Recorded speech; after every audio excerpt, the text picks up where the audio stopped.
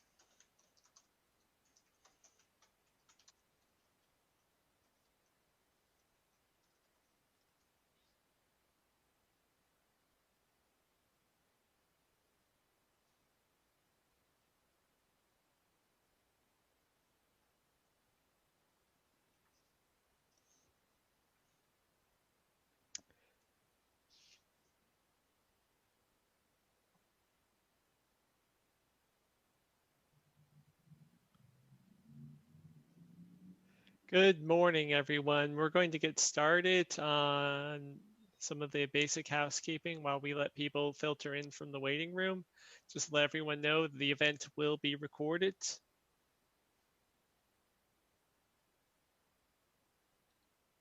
Okay.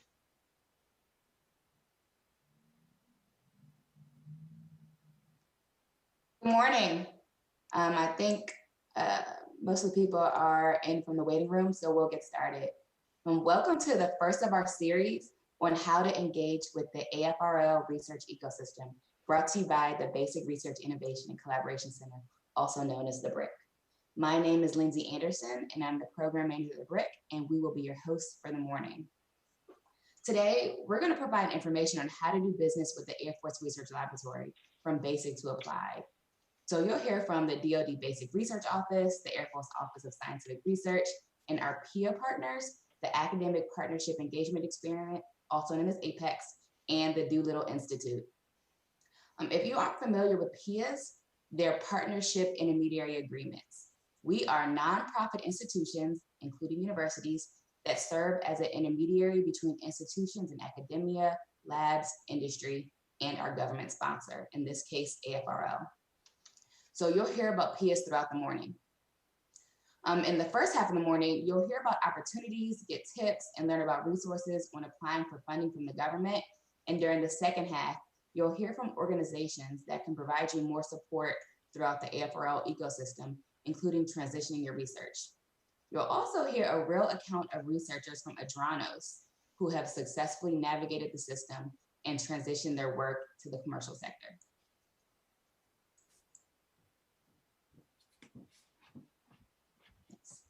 So I'll give a little information about the BRICC before we get started. At the BRICC, we offer an environment and suite of services that foster meaningful and impactful initiatives and engagement opportunities to further the overall AFOSR mission of finding and funding revolutionary basic science. At the BRICC, we are powered by Virginia Tech Applied Research Corporation, and we are a nonprofit affiliated with Virginia Tech. We're located in Arlington, Virginia, and we provide support to AFOSR through providing a collaborative space, data analytics, technology transfer support, workforce development, and outreach. And at our facility, we host over 2,000 visitors a year from academia, industry, government, and from around the world. Our mission is to collaborate to innovate, learn from data, support AFOSR's unique technology transformation, and develop and enhance the workforce. So we support the workforce through events like this. We aim to promote information sharing that will enhance AFOSR's mission for basic science and to inform universities, small businesses, and other organizations about how to work with AFOSR through partnerships and funding. So events like these are so important because they're wide-reaching and give interested organizations opportunities to ask questions. So part of today's focus is providing information pathways to funding opportunities on how to work with AFRL.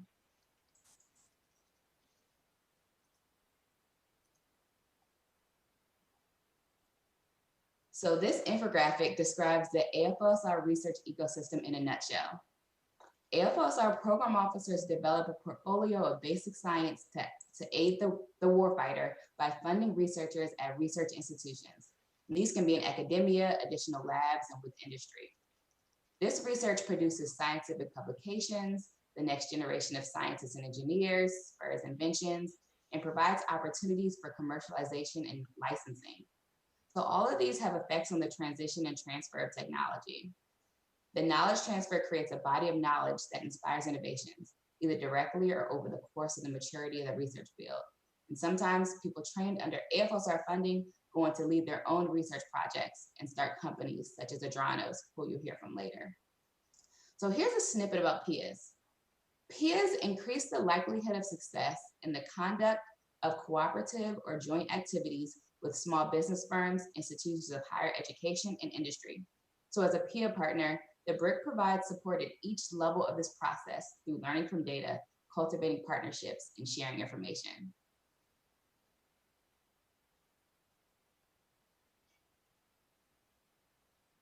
So for more information about PIAs, the BRICC, and our capabilities, feel free to contact us.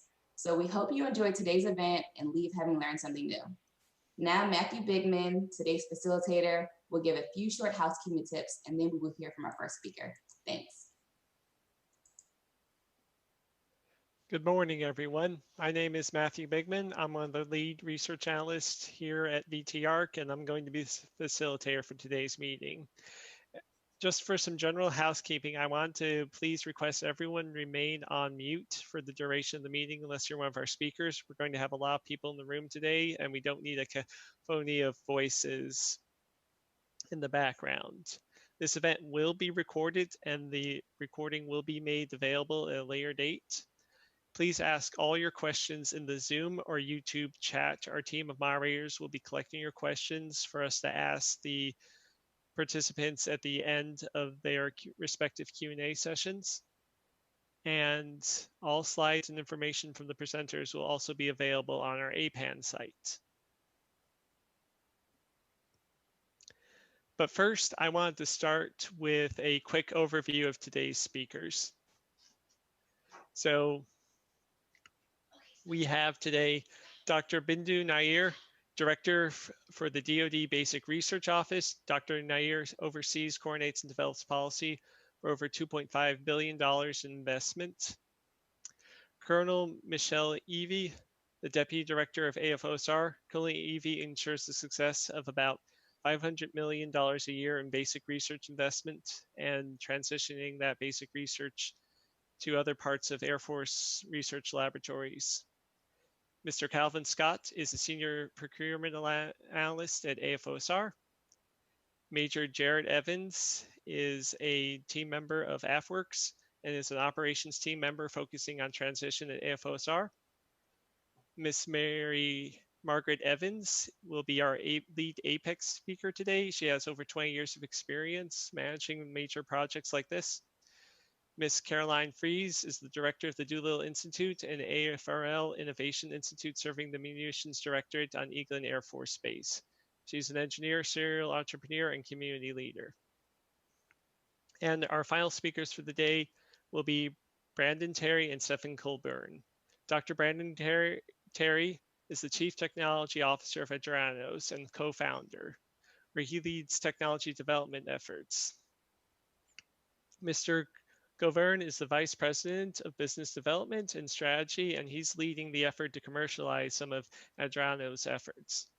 But now I want to hand it over to a quick introduction from Dr. Welsh. Dr. Welsh is the current Director of Air Force Office of Scientific Research, the aforementioned AFOSR, here in Arlington, Virginia. She leads the management of over 200 staff at locations ranging from Tokyo, Japan to Santiago, Chile, and manages the United States Air Force's Global Basic Research Investment Funds. Welcome, Dr. Welsh. Great. Can you hear me? And can you see me? Yes. Oh, great. Okay. There's always that issue with equipment, right? So good morning, everyone. I am so excited, first of all, to be the new director for the Air Force Office of Scientific Research, dream job. So I've been on board for several weeks. So brand new. So I've actually, never sat through one of these. So I'm really excited about today and excited about the job and the opportunities it presents. So first, thank you to our partner, the BRICC, for hosting. The BRICC is the Basic Research Innovation and Collaboration Center. I always have to look at that acronym. Thank you so much for hosting. And thank you all for attending. We're going to have about several hundred people on this webinar today, so I'm super excited about that. We have a number of Air Force and Department of Defense senior leaders, as well as congressional staff in the audience today, as Matthew alluded to, and introduced some of those folks. We have some familiar faces from academia and industry who have worked with us and continue to work with us to support the Air Force S&T mission. So thank you for that. And then finally, we also are very excited about the 40% of you who will let us know, who have let us know that you are new to the Air Force Research Lab research ecosystem. So welcome. I understand I think the stats are actually about 85% of the folks today on this webinar have never done business with this before. So that is very exciting for AFOSR. We have a very long history of working with university research community on breakthrough science.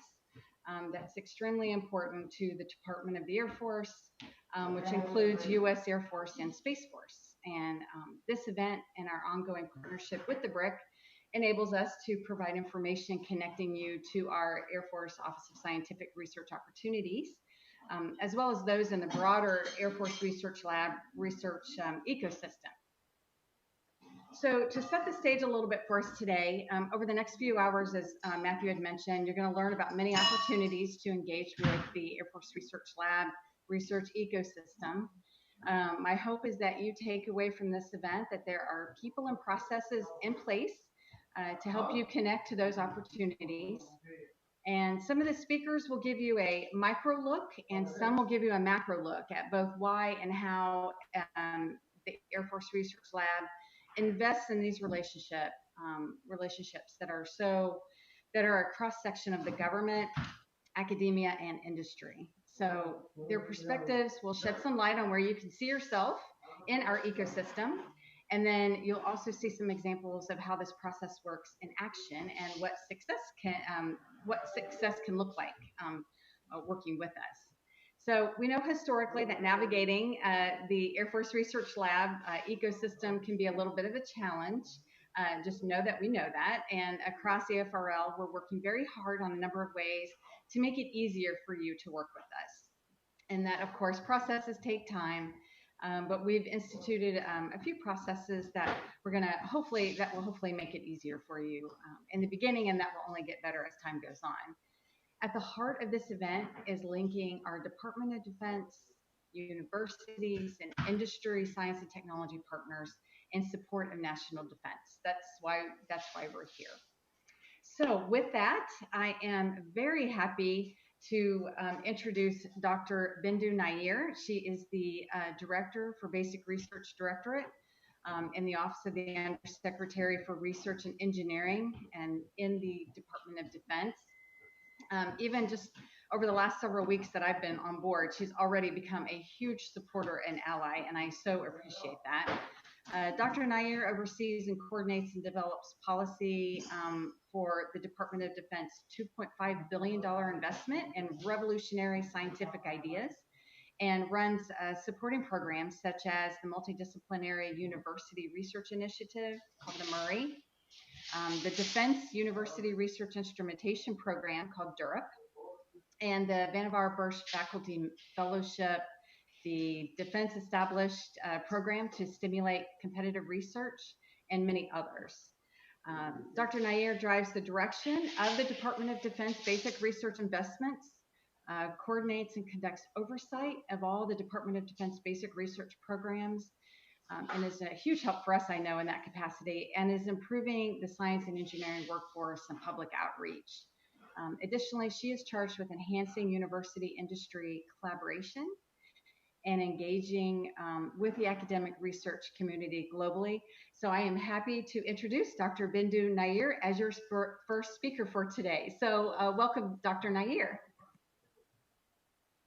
Hi, Sherry. Thank you so very much. And thank you all. Thank you to the Air Force for inviting the Office of Secretary of Defense to come join your event. This is such a great idea. So Sherry, thank you for that. And thank you to the BRICC for putting this on. I think that connecting with the Department of Defense can be complicated. And so I am more than happy to share with you some thoughts about that. Take advantage of these kind of activities, because it isn't the same as writing a proposal to NSF or writing a proposal to the NIH. It does look different, how to engage with the Department of Defense. And so get to know us, get to know how to become part of our ecosystem. And I think you'll find that the rewards to you both scientifically as well as providing goods and services to the Department of Defense are going to be, most of our principal investigators find that incredibly satisfying. So we hope you enjoy becoming part of our enterprise. So as Sherry said, I look over the basic research enterprise. So that is the $2.5 billion that we invest as a department in early science. And so this chart here that you see is what is basic research within the context of the Department of Defense. And when we talk about context of the Defense Department, we do different kinds of research. We do stuff that's basic, which is what I'm going to be talking about. But today you're going to hear a little bit about 6.2 or applied research, as well as advanced technology development. Those three buckets, 6.1, 6.2, and 6.3, are what we call science and technology. And university partners play in all of those. AFRL can take you through how the Air Force engages all of that. What I am going to be talking about today really is that bottom, which is 6.1. And a lot of people don't appreciate that we do this open exploratory research that is not tied to a specific application at the time of conception. And we do. And we think that that's a very important thing that we do. And I am here to tell you a little bit about that and talk about how AFOSR and other parts of the DoD play into that, how we use that investment that Congress makes in us. Okay, going on to the next chart. So when we think about basic research, why does the DoD fund basic research? Why can't we wait for somebody like NSF or other science funding agencies whose job it is in the country to build out basic research for us? So why do we go ahead? Why does the DoD fund this? Well, here's a chart from some of you have read a book called Pasteur's Quadrant from Daniel Stokes.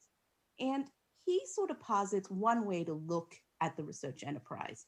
So if on the y-axis you have how fundamental is the question, and on the x-axis you have how useful or how known usefulness is it right now, right? And you sort of like put research into those quadrants.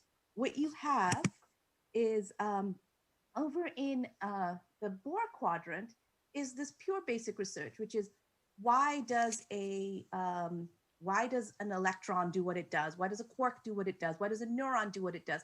Following the fundamentals of nature. And we do an awful lot of that because we want to eventually be able to engineer and mess with that, right? But I want to draw your attention to this use-inspired research quadrant, which is what we call the Pasteur quadrant. So if you think about the Pasteur Quadrant, what we think about is, there was that, the example that the Pasteur's Quadrant book uses is this concept of having, a young Louis Pasteur. He's out in the field. He's trying to figure out, he's been hired. He's a young chemist. He's been hired by the winemakers, and he's trying to figure out what is the gunk at the bottom of the wine merchant's barrels, right? So that's what he's working on. That's the problem that's been that he's been given to him.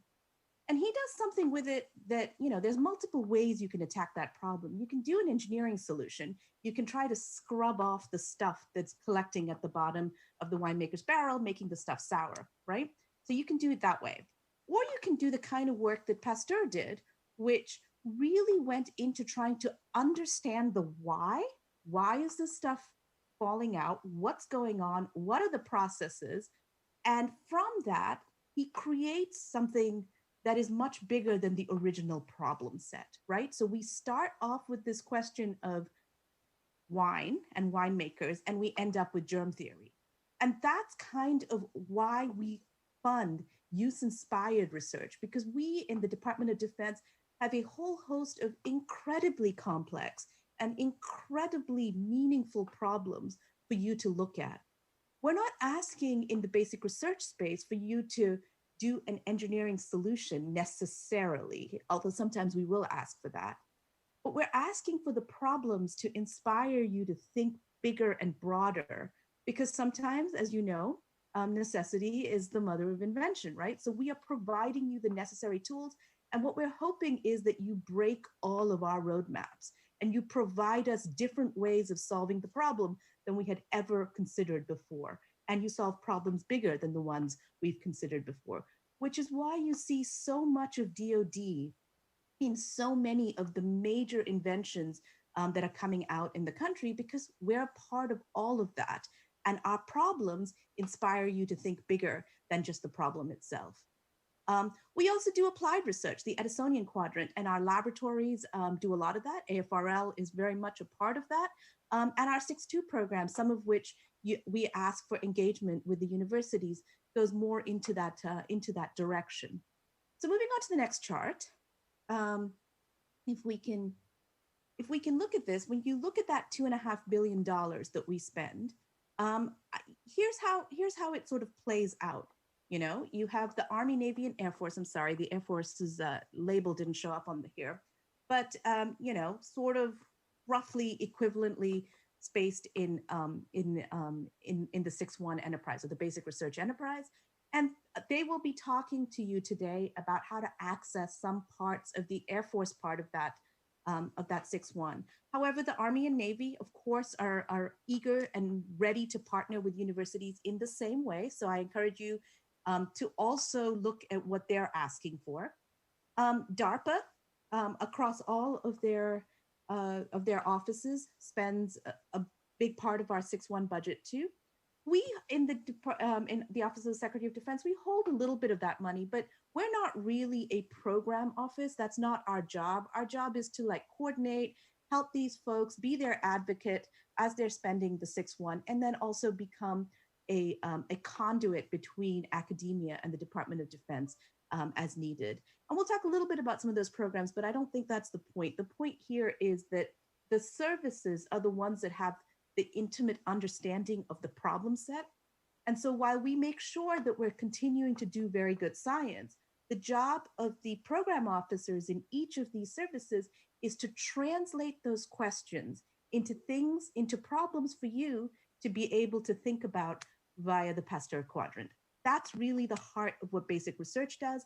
This is why you need to get to know your program manager, and you need to get to know the service and the needs of the service. There's a little bit more legwork up front, but if you don't do that, you're not taking advantage of the fullness of what the problem sets that the department can offer you, so you can be creative and do the kind of work that you want to do. Okay, we're the major funder of basic research in math, physics, and engineering, and we are the third largest funder of basic research to universities. I think that's important to know. All right, going on to the next chart. If you look at the areas that are funded out of DoD, We are the primary funders of computer science, engineering, and math and statistics, as bucketed by the National Science Board when we look at areas. We are a heavy funder in physical science, and then we have some investments in other things, and we can talk a little bit about those. If you look at the research budget by federal agencies, which is that pie chart on the left, what you will see is that we are the second largest funder to universities or to academia.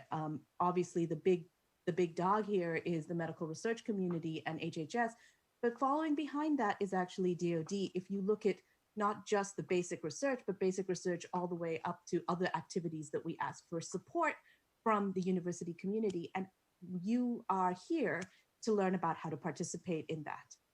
Okay, moving on to the next chart. So when we look at basic research investments across the DoD, we do a bunch of different things, right? And you'll hear about many of these pieces as you listen to AFRL. We certainly do some pre-doctoral fellowships. We do the National Defense Science and Engineering Graduate Program. You have the SMART program. You have all kinds of programs that are helping us with the research end of people as they are learning how to participate in the research ecosystem. We certainly do a lot of research. A big chunk of that change of that $2.5 billion is research funding to university laboratories. So that will happen, both internally, externally, but also and here I've listed out several of the things. If you look in the purple, those are things that really are that my office for the most part runs right now. But if you look at the Muri, that is a coordinated program. The services, meaning Air Force in this case, comes up with the topics, figures their program officers figure out what we want to ask of the community, but it's managed, we cross-level it across the department through my office, for example.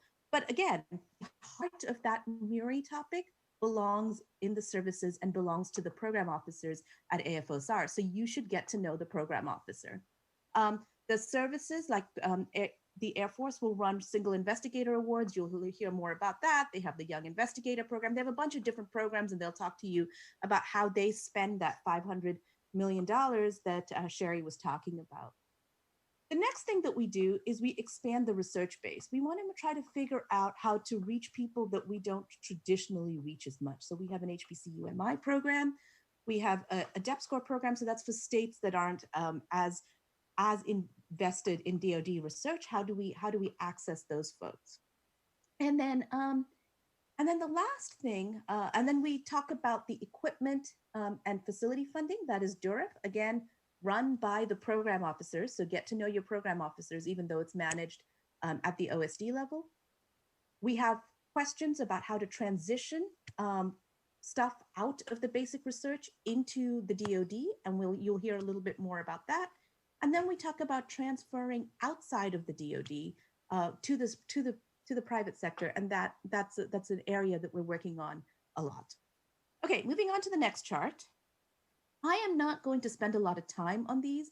That you have the charts, you can go through them. These are just some of the ongoing programs for you to read and familiarize yourself with as you desire. I'll quickly run through a couple of them. If we go to the next chart. The Vannevar Bush Faculty Fellowship, that is the single investigator, the sort of flagship single investigator program in the Department of Defense.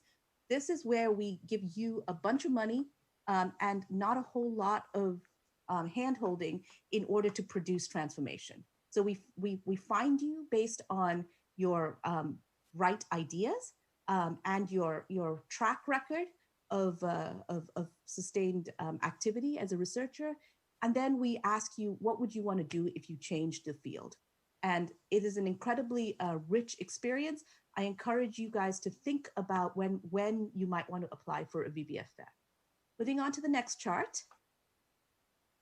I'm going to skip through that. Yeah, I'm going to skip through these. These are just how you do that. Laboratory University Collaboration Initiative. If you are a Muri PI or a VBFF, we ask you to partner with our researchers in the laboratories. So the AFRL laboratories we'll have people that are partnered with some of these leading researchers in order to pull some of those academic concepts into a more military relevant problem set. It's a great program, and we have a bunch of very active AFRL Lucy Fellows. Moving on to the next chart. Minerva is a social science project, and again, you can read about this. I'm not going to spend any time on this. Moving on to the next chart. The Multi-University Research Initiative. Again, this is the project, or these are the programs that are funded by the services, but managed as a tri-service activity. And this is a great thing that I think that the Department of Defense does. These MURIs are small team-based ideas. When a program officer in AFOSR or a bunch of other folks decide to pull together, right, to ask a problem of the community and ask you to build teams, interdisciplinary teams to do this. This has been going on since about the 80s. And we find that MURIs do two things. First, it really sparks innovation. We think some of our most creative ideas are coming from the MURI program. And the second thing it does is it ties you closer to the problem sets of the DoD. And sometimes it allows us to either fund a field that needs a sort of a strong amount of push at that particular time. So we're very proud of the MURI program, and we encourage you to look at the MURI activities. If you are ever asked to be part of a MURI team, please join them, because usually you'll have a principal MURI investigator, and then you'll have a bunch of folks that will participate as co-PIs. And a lot of times we find that new people into the ecosystem come in as co-PIs with somebody who's already sort of figured out how to work the department's processes. Skip over this chart because you can see the times. NDSEG, we talked about the Graduate Fellowship. If you have students that are, and this requires a US citizenship, if you have students that are really high quality students, we encourage you to send them to apply for the NDSEG Fellowship to support their researchers, their learning how to become researchers via a PhD program. Moving on to the next chart. That's again, just the application timeline. Going on to the next chart. HBCUMI. We are trying very hard to figure out how to expand the STEM workforce and looking at how other people can participate in this program. And so we have some examples of HBCUMIs partnering with folks that are maybe not in HBCUMIs to pull some of these ideas forward. So again, I encourage you to read this chart. Going on to the next chart. Okay, so beyond funding research, I think that I do want to close out with a couple of thoughts. Moving on to the next chart. We do a lot of policy work, and I don't know if it's relevant to you as a principal investigator sitting in the audience as much, but we do try to figure out how to help with the research ecosystem. We connect back to the federal, the rest of the federal funding family to make sure that we are doing things that sort of support the broader federal funding goals. We represent and promote basic research within the department and figure out how to maintain the ability for places like AFOSR to really push into the future in ways that are transformative, because as you might imagine, we tend to have, like everybody else, people are looking for immediate solutions. So it takes a lot of discipline for us to be able to maintain this investment into the future.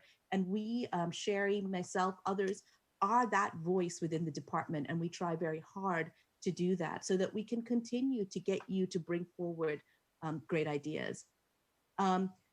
Engage with the interagency. I think there are some very important policy issues that we're working on right now that I think are going to set the future of how research works in the country, and we certainly spend time on that. And research security, you've heard a little bit about that, I'm sure, and this is not the time to talk about that, but it is something that the DoD takes very seriously, because we believe in this open research environment. We think that is fundamental to the ideas that are coming forward. But we have to be good stewards of taxpayer dollars, and how we balance that and manage that is certainly something that we are evolving as we speak. All right, going on to the next chart. I just wanted to thank the Air Force for giving me a chance to come and just chat with you about basic research as a whole. I think that it is frankly the best part in my mind of working for the DoD. It's just, you get to do both cool science and connect it, inspired by the needs of our nation's military. So thank you for listening, and I will turn it back over to Matthew. Thank you very much, Dr. Nair. Next, we have Colonel Allenvey, Deputy Director of AFOSR. Thank you very much, Matthew. And thank you as well to Dr. Nair for sharing about the DoD level basic research. So I'm going to mix it up a little bit. I'd like you all to take a moment and think about your own research. Think about the research you might like to do but haven't started yet. Or if you run an institution, think about the work that's done there. Then I'm going to ask you to indulge me a little bit, take a look at this fantastic creature on the screen, and join me in considering how this stomapod, your research, and the Department of the Air Force are related. And we're going to consider this by taking a little mental vacation. I'm guessing most of you, after some really rough months that our country has had, that the world has had, would like to take a vacation, but unfortunately for most of us, it's just not feasible right now. So we're going to take a mental vacation. So start by visualizing, and here's the scene if you need some help, visualizing your favorite tropical location. And then let's imagine we're there. It's a beautiful day. The sun is warm. There's a light breeze. You can smell the salt and maybe a little sunscreen in the air. The sand is really soft beneath your toes. You kind of walk to the water's edge and test it out. Bath, water warm. And you decide it's a good day to go snorkeling and visit that reef that you've heard is just off the beach. So you grab your equipment, go into the shallows, put on your fins, your mask, your snorkel, and away you go, heading out towards the reef, leisurely swimming. And as you head out there, get closer, you see some brain coral, you see some staghorn coral.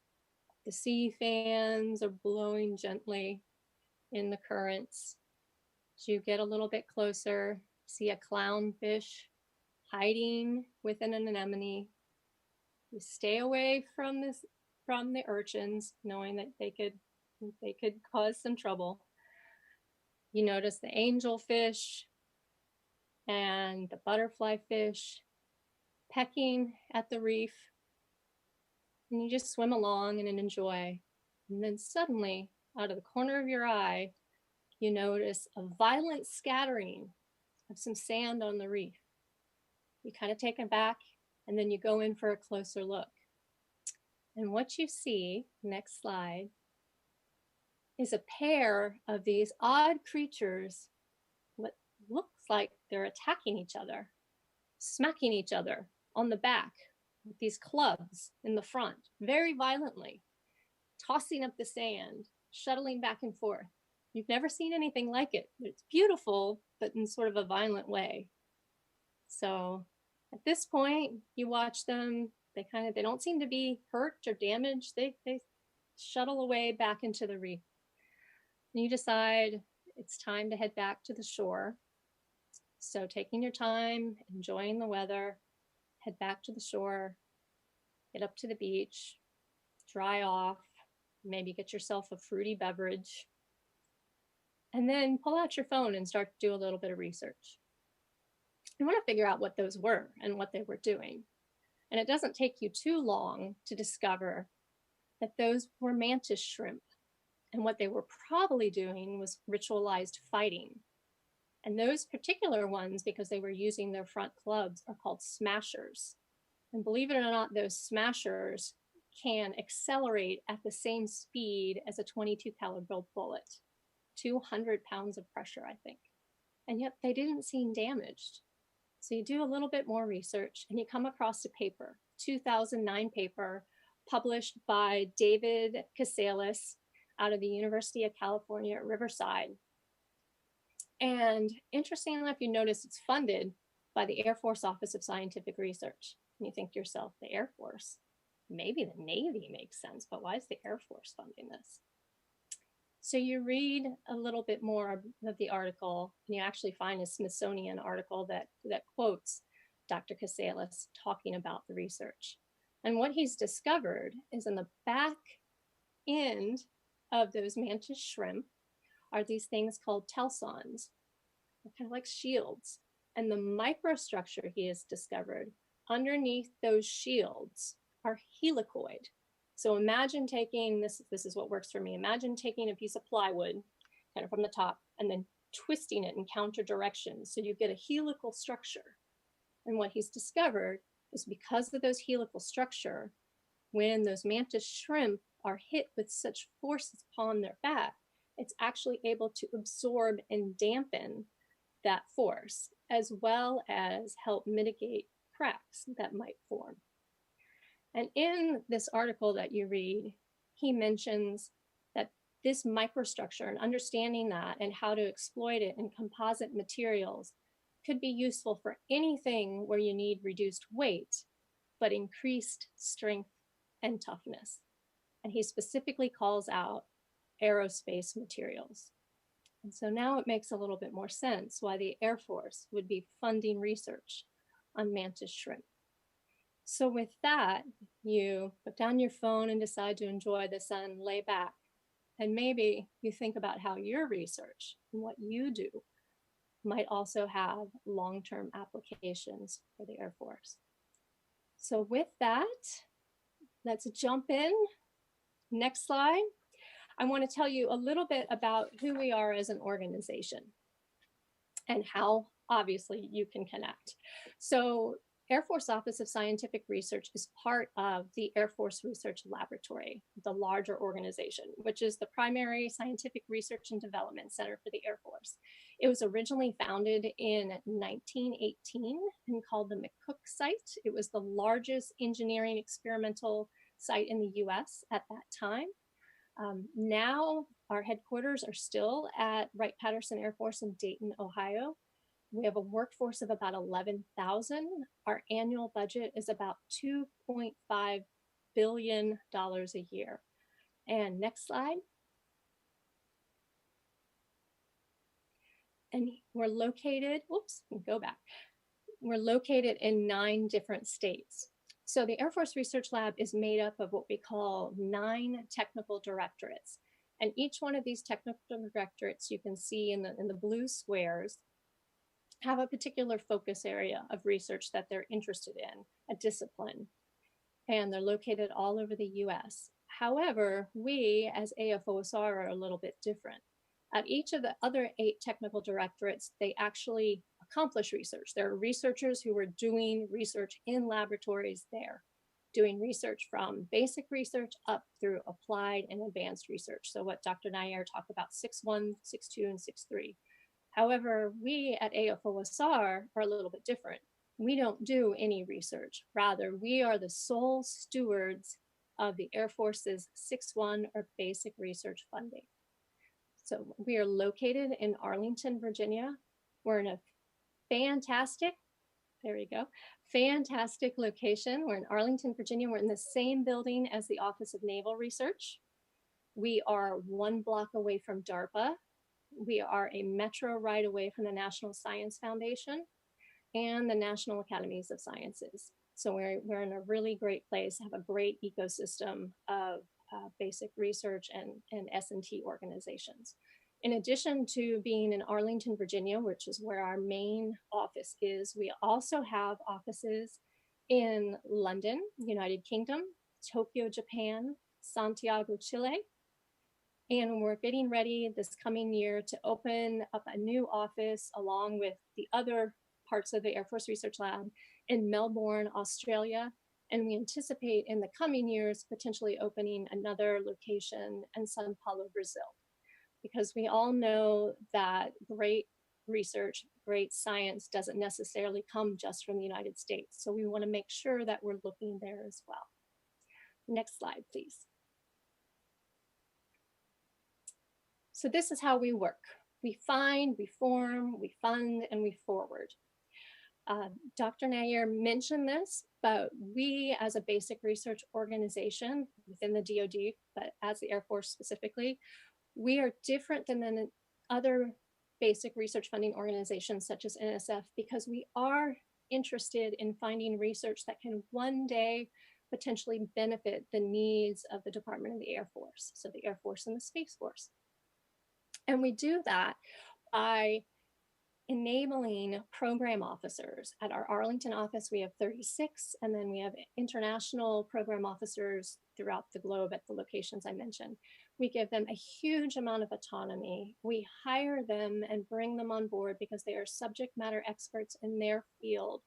They know where the science needs to go. They have great networks throughout their discipline, and we give them a huge amount of autonomy to find the science that makes sense for the Air Force to fund.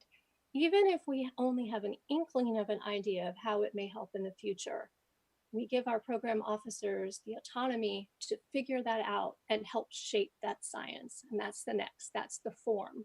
So they have the autonomy and the budget to reach out and find the university researchers that can help support where they see the science in their area needs to go.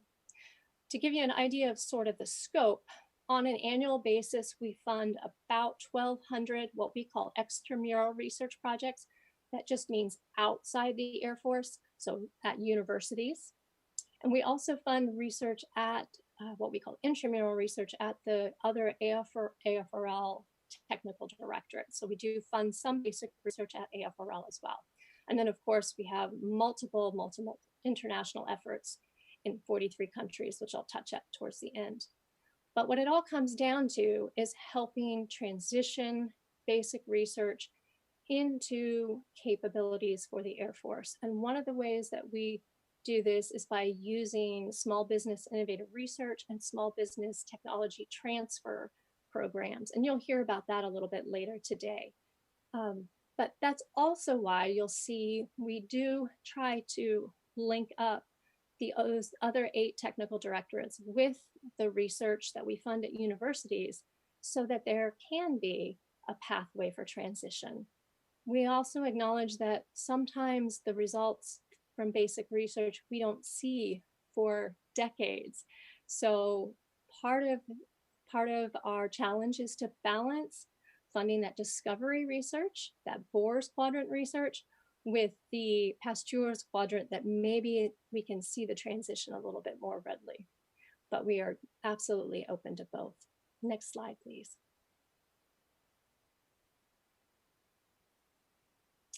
Here are some of the examples of funding opportunities. I'm not going to go through all of them. Dr. Nair mentioned some of them. The ones in blue are the OSD basic research programs. The ones in black are the programs that we fund with our Air Force core funding. We as an organization, as AFOSR, we have approximately $500 million a year in funding to put out for the goodness of science. About 350 million of it is what we call core Air Force funding. It comes straight from the Air Force. And then the other 150 million does come from OSD and supports those programs you see in blue. I'm just going to touch on a couple of them and then we'll move on. I mentioned extramural grants. Not quite yet. There we go. I mentioned extramural grants. They are the grants that we fund at universities. In the middle column, summer faculty fellowships. These are important because they give university faculty and graduate students an opportunity to come work at one of the technical directorates at the Air Force Research Lab for the summer. So it helps build those networks and build those connections and potentially sets up transition pathways. And then lastly, on the very, very right under workforce development, I just want to mention Windows on the World. This is a program that we support that allows US researchers to go out and spend time in international research institutions, usually short periods of time, 6 months, a year, sometimes also to go support attending conferences. But it is one of the programs that is probably the least well known. Next slide, please. This is a very top level view of some of the focus areas of the research that we go out and look for. So I'll let you take a quick look here and get an idea of maybe where your research falls. And then next slide. These are the 36 basic research portfolios that our program officers oversee. So each one of these has a program officer associated with it. And you can see it's quite diverse, everything from low density materials to computational mathematics to remote sensing. And I wanted to mention natural materials and systems specifically because that is the program that funded the multi-university research initiative that spun out the mantis shrimp research. So that's run by Dr. Ora Gim. So you have some frame of reference for that. And then you see on the right, of course, we have our international offices, and our international program officers fund diverse portfolios as well. And they work really hard to link the research that they support up in the international community with the technical directorates. Next slide, please. All right, where do we fund? Well, here in the US, these are the number of projects by state and the total amount of funding by state for FY 2019 or calendar year 2018-2019. The top number is the number of projects. The next number down is the total amount for that particular year funded. And then underneath that is the total amount for the lifetime of a grant that started in this case, FY19. So typical grants are around 200K plus, could be as much as 500K a year. Typically grants are awarded for about 3 years, but there's a lot of flexibility in those numbers. Next slide, please. I also wanted to mention our centers of excellence. I talked about the summer faculty fellowship program. This is where that program often gets used. So our centers of excellence are programs where we combine efforts with one of the technical directorates or a couple of the technical directorates. We have a particular topic of interest. It's an area that we feel and that the technical directorate feels needs some really good focus. There's a broad agency announcement put out on that particular topic. And then AFOSR will fund the university's basic research funding, 6-1 funding, approximately 500K a year for 3 years. And then the Air Force Research Lab Technical Directorate will fund the 6-2 work at that technical directorate. And part of the goal is to really link up the university researchers and the researchers at the technical directorate to build that collaboration, to build those communities, and when appropriate, maybe even help transition some of the graduate students into the Air Force workforce. So our newest one just came on board in FY20. It's overseen by our program officer, Jamie Tilley, and the organization at the technical directorate is the Materials and Manufacturing Directorate at AFRL. Next slide, please. So hopefully you've gotten a little bit of an idea how diverse the program can be. But I just want to emphasize that our program officers, because they create these collaborations and these communities around their particular discipline, pulling in universities, pulling in other DoD agencies, other government agencies, it really creates this beautiful network and a lot of synergy. Matter of fact, many of our program officers will co-host their annual program review with one of the other services. So even builds on that community even more and brings people together who maybe wouldn't have a chance to communicate and rally around their discipline otherwise. And lastly, next slide, please. It's not just about being in the US. As I mentioned, we have our 3 international offices, soon to be 4 and maybe 5. And our international program officers fund basic research that we believe will benefit the Air Force at one point in time all across the globe. Here you see the 43 countries that in FY19 we funded projects in. You see the names of the countries listed, and then next to them are the number of projects at each of the country that were funded in each of the countries. So just really phenomenal work and phenomenal relationships come out of these projects and the funding out of our international offices. And as a way of a clunky transition, I'm going to point out that we do fund research in Sweden. And of course, Stockholm is where the Nobel Prizes are presented. And so here you see our slide listing as of 2019, the 82 Nobel Prize laureates that AFOSR has helped fund. On average, we have funded them 17 years before their Nobel Prize. So we take great pride in the fact that our program officers see great researchers and know great science when they see it and are able to help push science forward. And you'll see in the very bottom right, our most recent award winner was John B. Goodnow. Next slide. So Dr. Goodnow actually has a little bit of a history with the Air Force. In World War II, he was a meteorologist for the Army Air Force.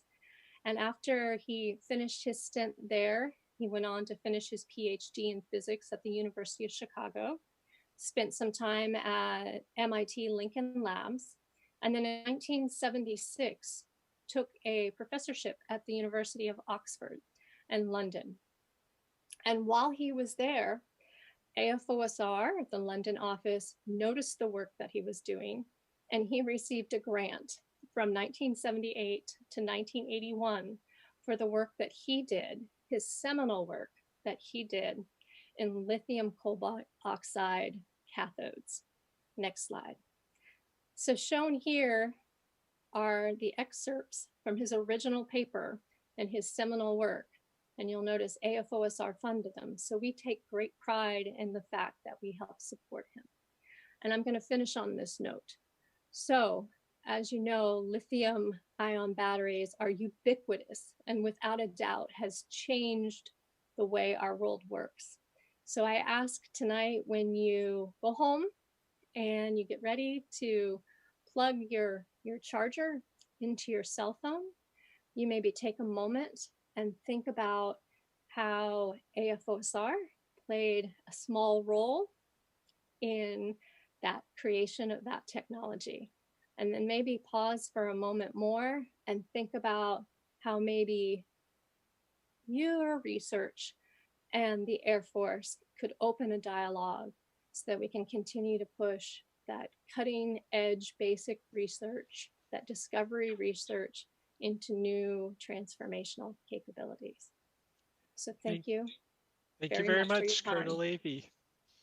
And thank you for your time. We're running a little bit behind right now, but we should still have plenty of time for questions and answer session at the end of all of our AFOSR presentations. At this time, I'm going to share a little video before we go on to the next speaker. Hopefully my computer sound will play for you all. So you want to partner with the Air Force Research Laboratory. AFRL leads the discovery, development, and delivery of air, space, and cyber technologies for the United States Air Force. We partner with academia, small businesses, industry, and internal Air Force organizations and individuals to help bring their ideas to life. we connect our academic partners with the Air Force Office of Scientific Research, AFOSR, to collaborate on topics such as materials, synthetic biology, hypersonics, space, quantum, and more. These connections can lead to grants and partnership opportunities for basic research. Applying for basic research funding is a simple three-step process. Step 1. Go to grants.gov, the official source for finding and applying to federal grants, to review broad agency announcements, BAAs, from AFOSR and all other organizations. Search for opportunities that match your interests, find your niche, and draft an idea statement. Step 2. Connect with an AFOSR program officer from the BAA to discuss your idea. They'll work with you to determine eligibility and the best funding opportunity from among traditional grants, university research initiatives, or special programs.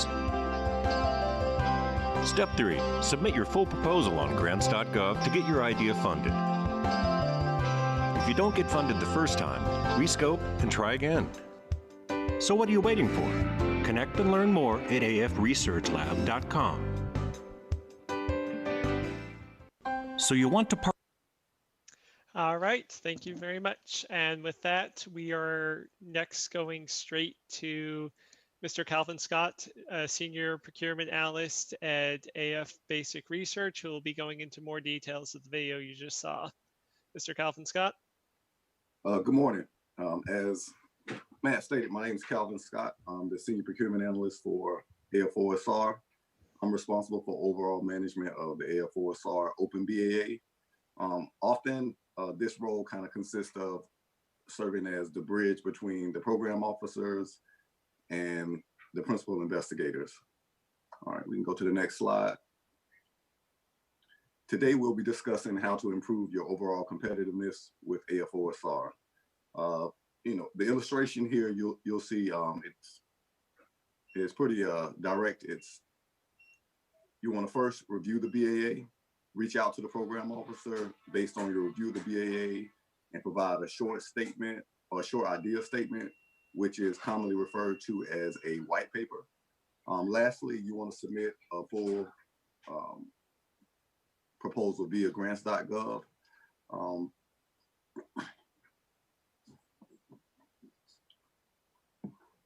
right, next slide. All right, if you're new to the grant submission process, we encourage you to consider attending grant writing courses. AFOSR considers good proposals to include strong technical merit, Air Force relevance, and a strong budget justification. All right, and we go to the next slide. In regards to understanding the funding considerations, RPOs consider several factors when choosing which proposals to fund. Some are the connection to the program interests and DoD labs, potential breakthroughs, peer review recommendations. And these are just some of the considerations.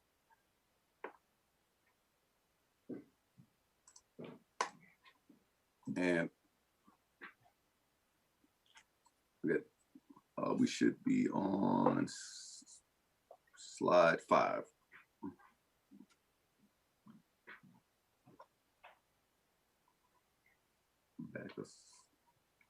Back 2 slides. Yes. Okay.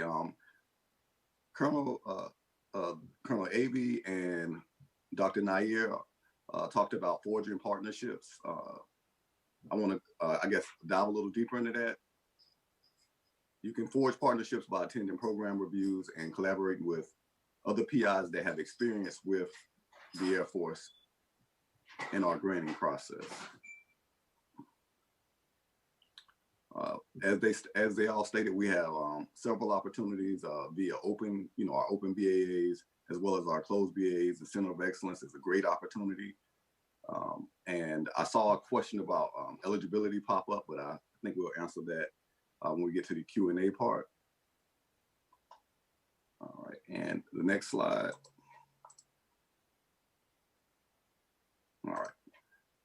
All right, so this slide illustrates the Air Force granting process. The proposals are submitted via grants.gov. They're reviewed by the POs and sent out for scientific peer reviews. If the proposals are selected for funding, then cost and technical evaluation is completed and is forwarded for funding. Then it comes to our contracting team, which reviews the proposal to ensure that it's in accordance with the BAA, as well as the DoD grant regulations. If there are any questions, the contracting personnel will reach out to clarify. And lastly, the award is, of course, sent to the university and the research starts, which is the most exciting part. All right. The next slide, please. And so Colonel Allenvey and Dr. Nair, again, also touched on this, so I'm not gonna waste any time on this slide. I think they've covered pretty much everything. I just want to encourage you to make sure that you're checking grants.gov regularly, because that is our primary site for posting research and development solicitations. All right. So one thing I wanted to foot stomp on is we want to make sure that you guys are reaching out early and often to the program officers, as this is going to be the most important way to collaborate and have an understanding of what the Air Force is looking for and kind of how our funding cycles will work. That's all for me. I think we should have some time for questions, and I have myself and Eric Peterson, who's a branch chief, and Julie, who's going to be assisting with answering any questions you guys may have. And we'll be saving all the questions for the end of the morning AFOSR presentations. I believe our last speaker for this morning is Major Jarrett Evans, partner at AF Ventures and the technology transition lead for AFOSR. Major Evans. Hey, thanks so much. Are you able to read me okay? Yep, we can hear you. Excellent.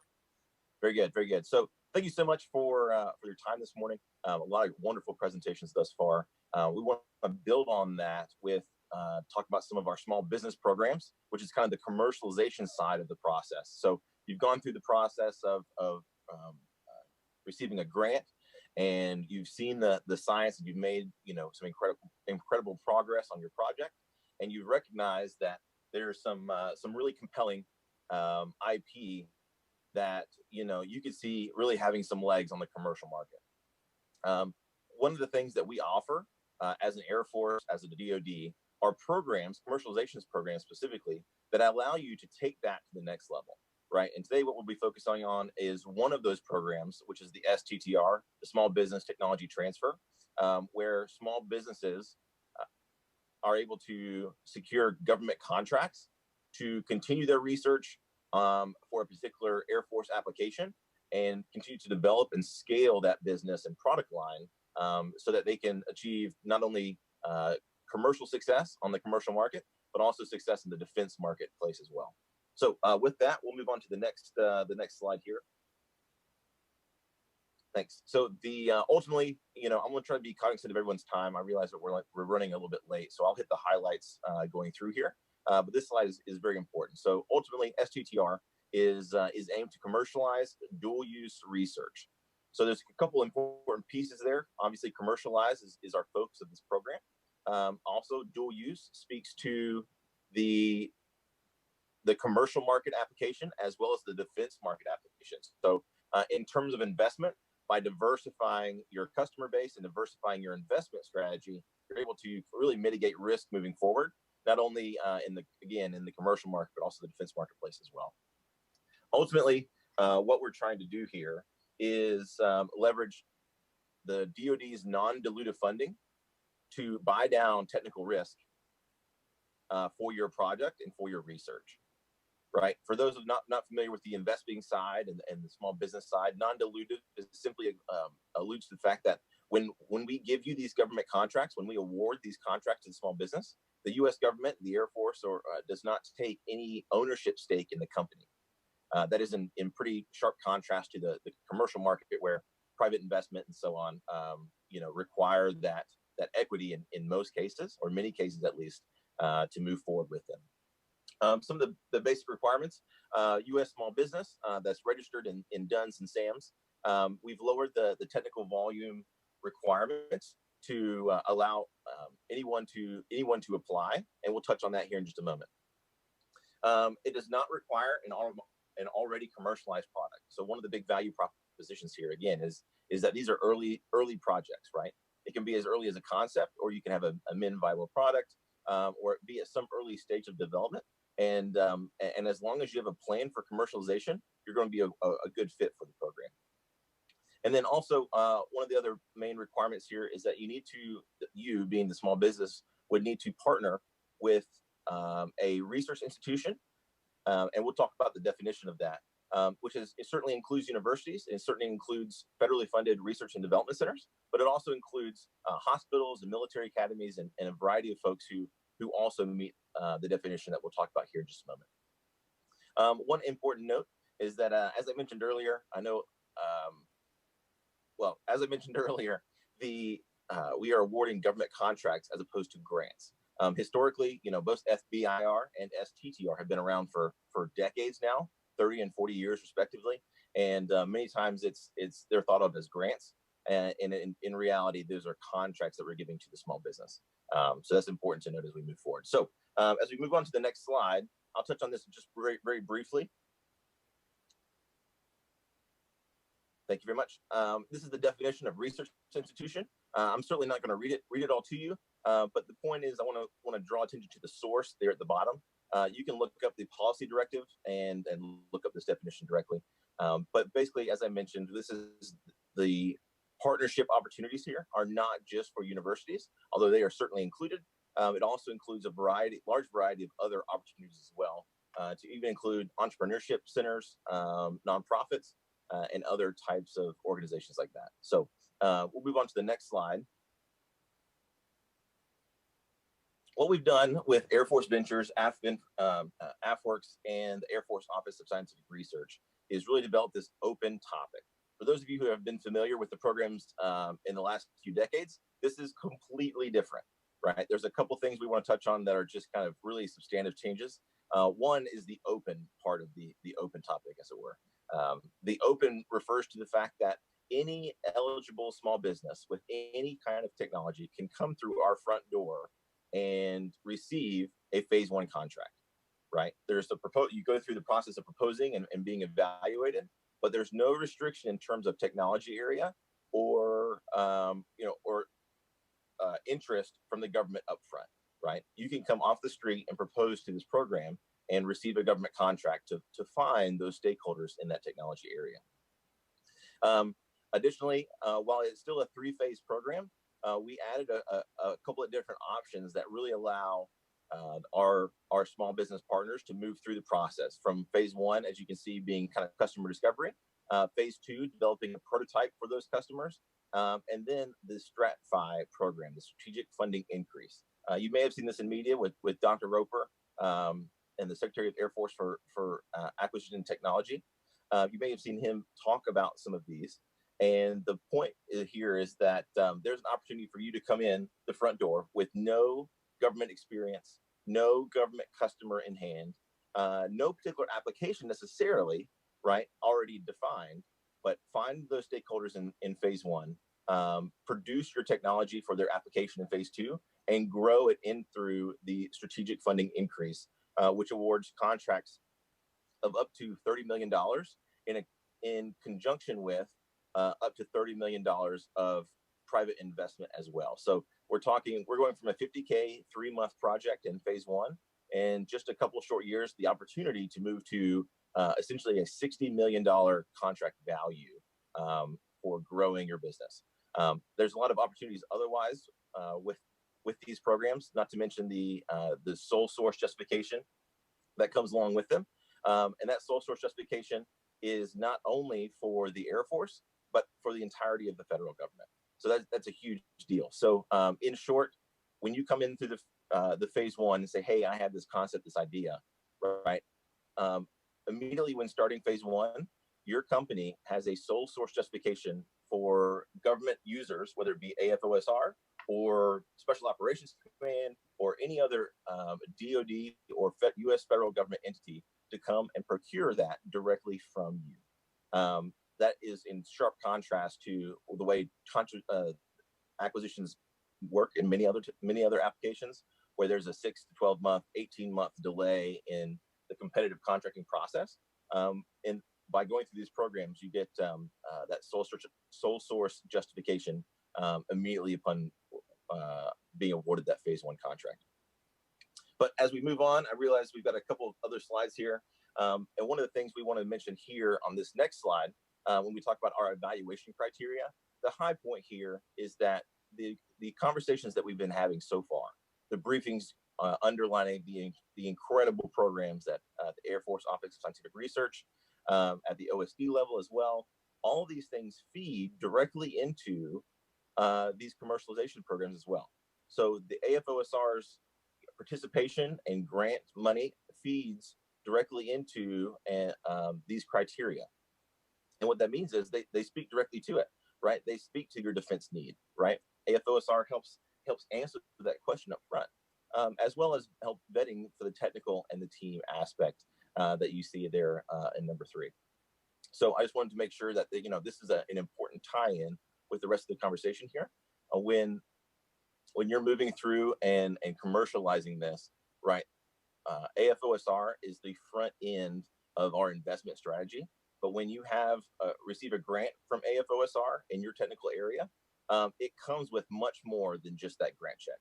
It comes with an opportunity to on-ramp into the commercial and the defense marketplaces with substantive opportunities and capital growth.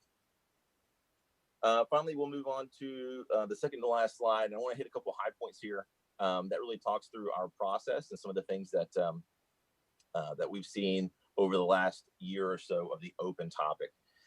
Ultimately, this first bullet says a whole bunch, right? Simply that, for every $1 of SBIR and STTR spending that we've done over the last couple of years, these small businesses have seen $5.15 of external investment, right? That speaks an incredible amount to the program and to the process that we follow to include Air Force Office of Scientific Research's role in these programs.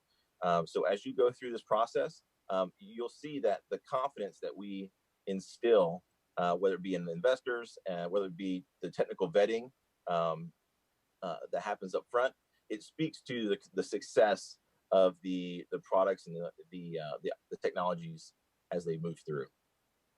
Additionally, with the second bullet there in the table, as you can see, right, the fact that we're opening up the STTR program and the SBIR program to any small business that has a potential solution for the government, right? We're also completely rewickering the processes on the government side as well.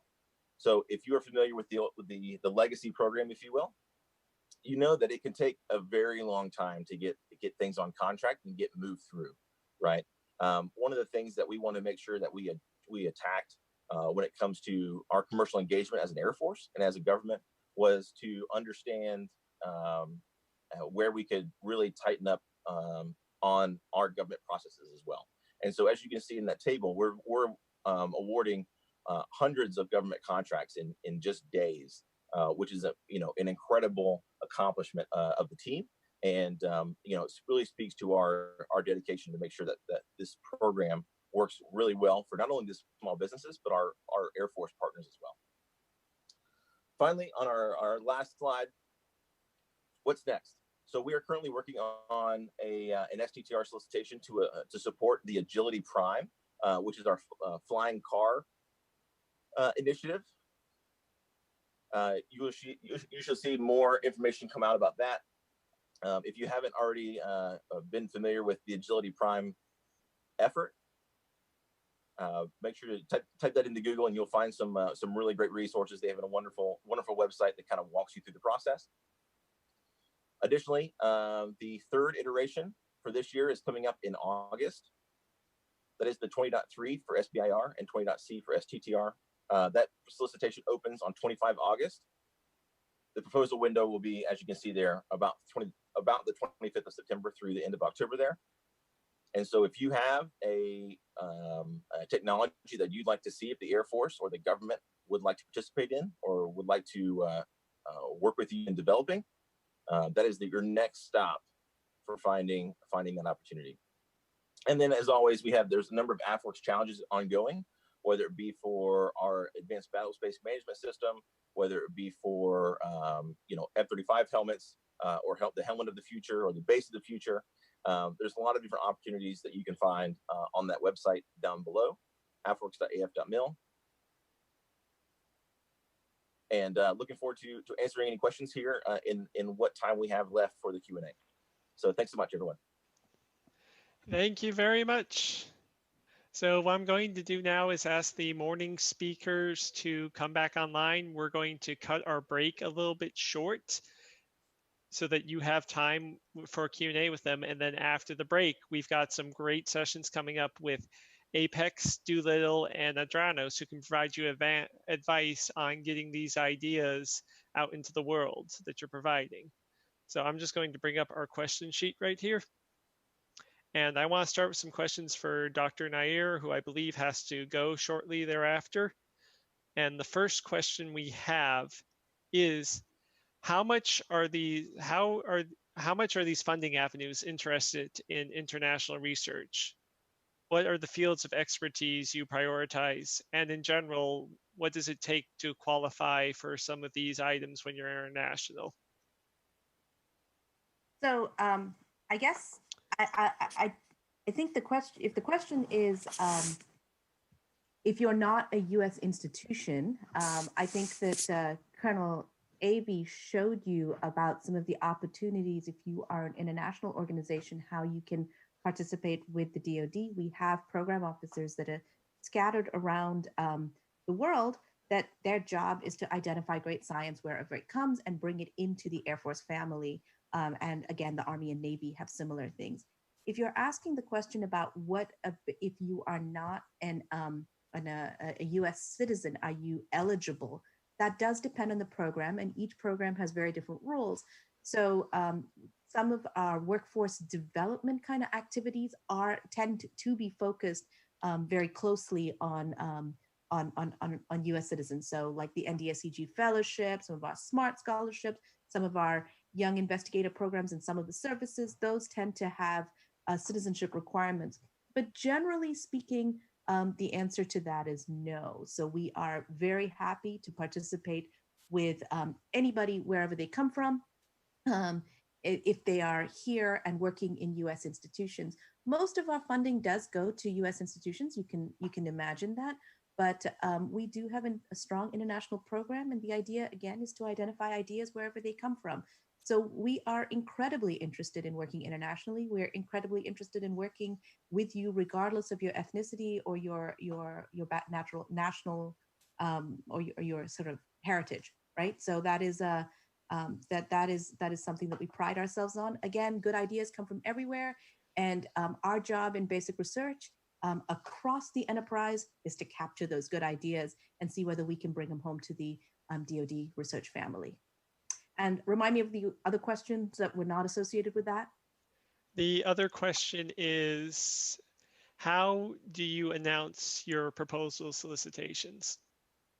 So there are multiple ways that again, this is a very complicated ecosystem. And I think the first and most important thing I will tell you is get to know a program officer. So since we're talking about the Air Force, go to the AFOSR webpage, look at their broad area announcement, and you will see the list of program officers, and they have written up for the year what the things are that they care about and what they're looking for proposals and ideas in.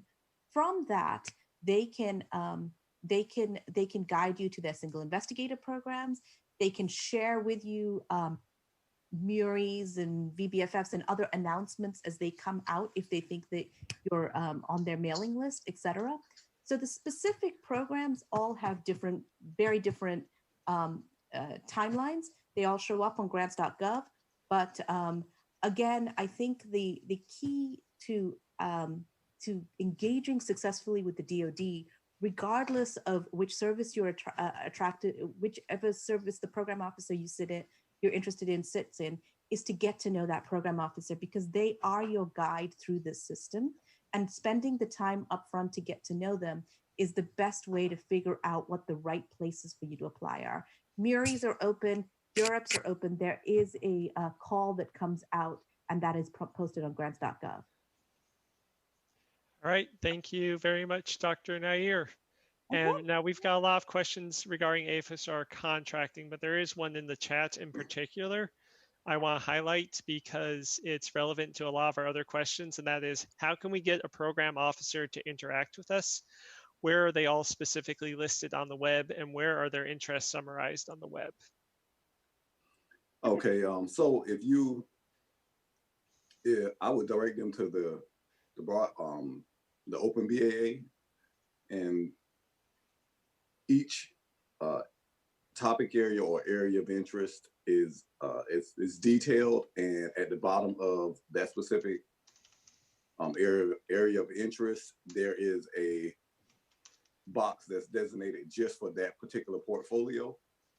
You want to reach out to the program officer via that way. If for some strange reason, the program officer is not responsive to you, that's where you'll reach out to me. And I have if you look on my presentation, the first slide, it has the AFOSR.BAA@us.af.mil. That is the BAA email. I check that daily, a couple times a day. So anytime you are having any disconnect as far as reaching out to a program officer, let me know, and I'll make direct contact to that program officer and request that they, reach out to you specifically. And I generally, or normally, when that happens, they will notify me that this has taken place, so that I'll know, like, kind of to take it off of my radar. But I do track all of our correspondence, and I try to make sure that you guys are getting a timely response whenever it gets to my level. However, I would encourage you to send the email, and understand that there are hundreds of people trying to get in contact with the program officer. So he just may not have gotten to you, or at times the program officers they may decide to take a few days off to kind of reset their minds or whatnot, or they may be at conferences. So that's the best way if you are having issues with getting in contact with the program officer. Reach out to me via the AFOSR.BAA email address, and I'll respond to you within a day or so, depending on if it's a Friday or a holiday. Thank you very much. We are unfortunately running out of time for the Q&A. So one I did want to ask specifically is there any program or support for new/junior researchers or faculty?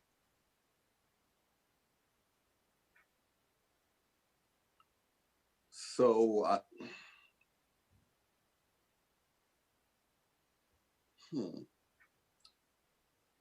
I'm going to say yes.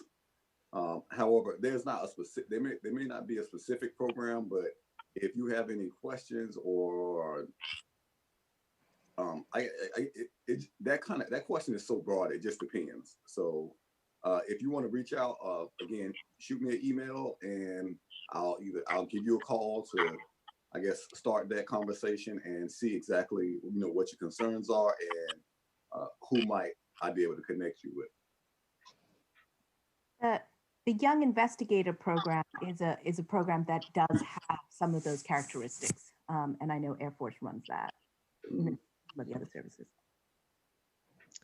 And we have time for one last question before the break. So let me just quickly see. Here's a question that came up a few times. How is confidentiality managed in the phase 1 idea sharing for small businesses? Sure. It sounds like they're alluding to the open topic with SBIR and STTR. And ultimately, the proposals, when they were put in, can be confidential and proprietary. The government uses systems that are certified to handle that level of security for those proposals specifically. But as you move into phase one, what we when you're going through and working with prospective stakeholders throughout the Defense Department and the Air Force, there are opportunities for you to speak directly with them. We're not sharing proprietary information with them. When we go through the process, the staff have NDAs on file just to kind of cover all of those type of issues.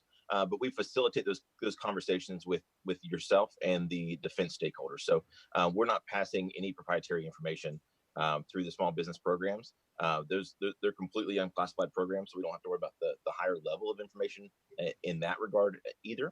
So there's minimal chance of pushing proprietary information out during phase one, especially. But when we do have that in proposals, we have the personnel and the systems that are intended to accommodate that. All right. Unfortunately, we are out of time for questions at this time. We need to allow some of the participants and hosts to have a short break. But after the break, we'll be having an opportunity to talk with Academic Partnership Engagement Experiment, APEX, and doing a Q&A with them. Next, we'll be hearing from the Doolittle Institute and doing a Q&A. And last, but certainly not least, we'll be hearing a transition success story with Adranos Incorporated, who will also be providing a Q&A. I look forward to seeing everyone after the break. We'll be starting promptly at 10:30. Thank you very much for your time and have a great day.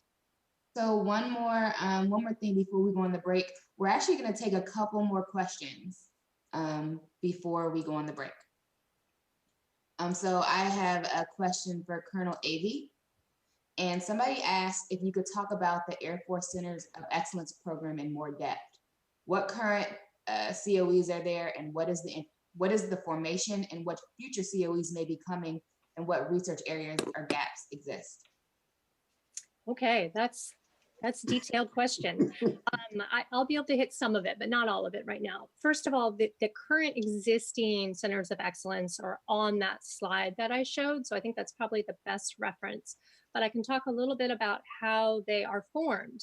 And what actually happens is the technical directorates from the Air Force Research Lab put forward topics. So they propose topics for the centers of excellence, big problems that they think could be best addressed by linking together universities doing basic research and the technical directorate or directorates doing applied research. Yeah, we're almost there. Oh, forward one more. There we go. So there are the current ones.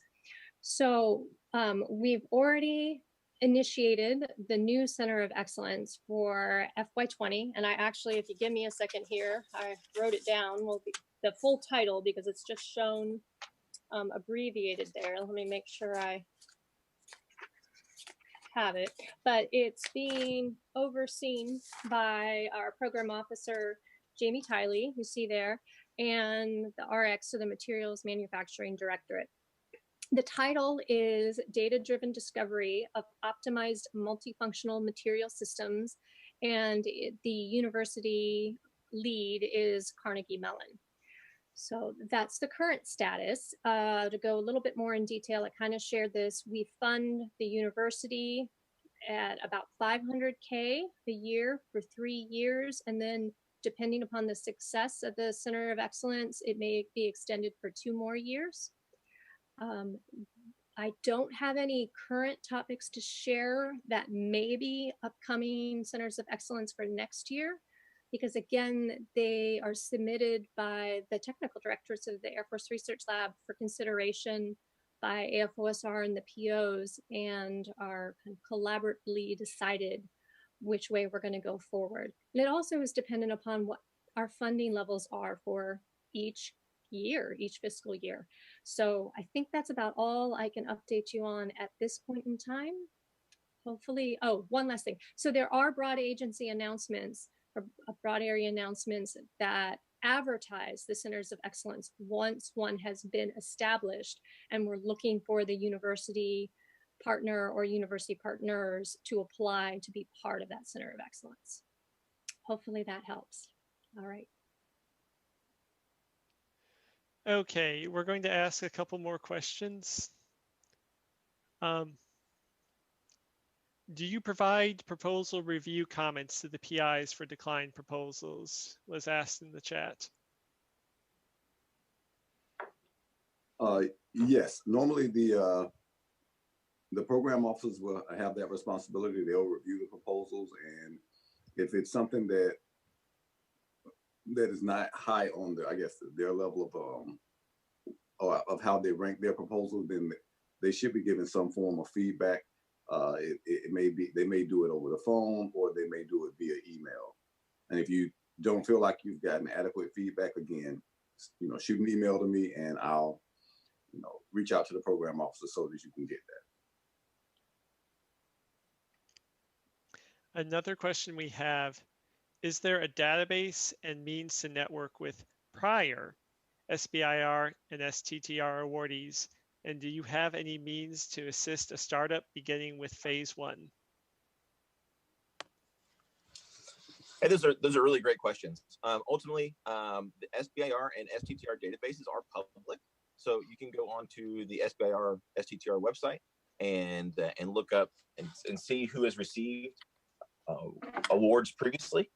So that's the first question there. Number two is that when the pre-solicitation opens, we do hold a number of AMA sessions. Those are Ask Me Anything type of webinars where we walk through the instructions. We walk through what is required, how everyone's evaluated, make sure questions are answered in a public forum so that everybody's working off the same sheet of music, as it were. Ultimately, one of the really great things that we've seen in the program is that over 70% of the companies who are working with us are non-traditional. That is to say, they haven't done business with the Air Force before or with the government. And so we're very much in tune with making sure that everyone understands how the program works, what we need from them, what materials will be treated along the way, and how they'll be evaluated and all of that. So to answer your question, yes, you can certainly find out who the prior awardees were. And in addition to that, we hold a number of engagements to kind of help level the playing field and answer questions that the community has regarding the solicitation. Thank you. And then from the YouTube stream, we have a question. How do you recommend connecting to and getting to know program officers at the time of COVID? Could you ask that question again? How do you recommend contacting and getting to know program officers in the time of COVID-19? Yeah, again, so, each program officer has an email specifically dedicated to their portfolio. So I recommend reaching out to those program officers. But again, if you are having an issue getting in contact with the program officer, shoot me an email, and I'll forward it to the program officer and or their supervisor to ensure that you guys are getting a timely response. All right, thank you. And from Jennifer Woods, we have, how do we find out when grant writing courses are being offered? So that's going to kind of fall on the university. Right now, we don't have any specific connections, and that's something that we can look at and maybe add to our website. Potential courses that offering of the courses, but currently, you would have to research. You'd have to go out and find which particular grant courses are out there. All right. Are non-tenure track faculty eligible for some of these programs? Yes. And it depends. It depends on the program, but yes. And then, and I believe this one's more for the comms team, so they may answer this in the chat, or they can pop in. Is there a mailing list we can join to receive upcoming basic research meetings and events from AFRL? Hi, there is, and we're going to go ahead and add it to the APAN resource page right now. So if you want to go ahead and sign up for a mailing list, it will be there momentarily. All right, thank you very much, comms team.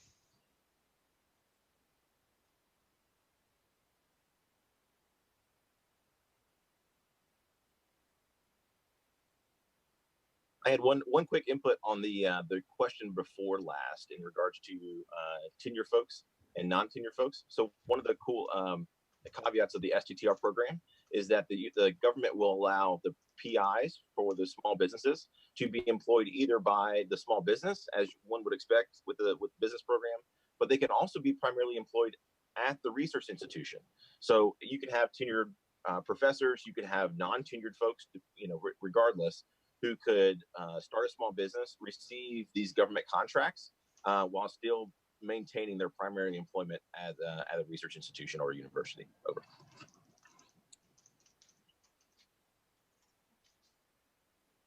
All right. We're going to do one last question. How is and I believe we touched upon this before, but we're just having someone ask for clarity. How is confidentiality managed in the phase 1 idea sharing?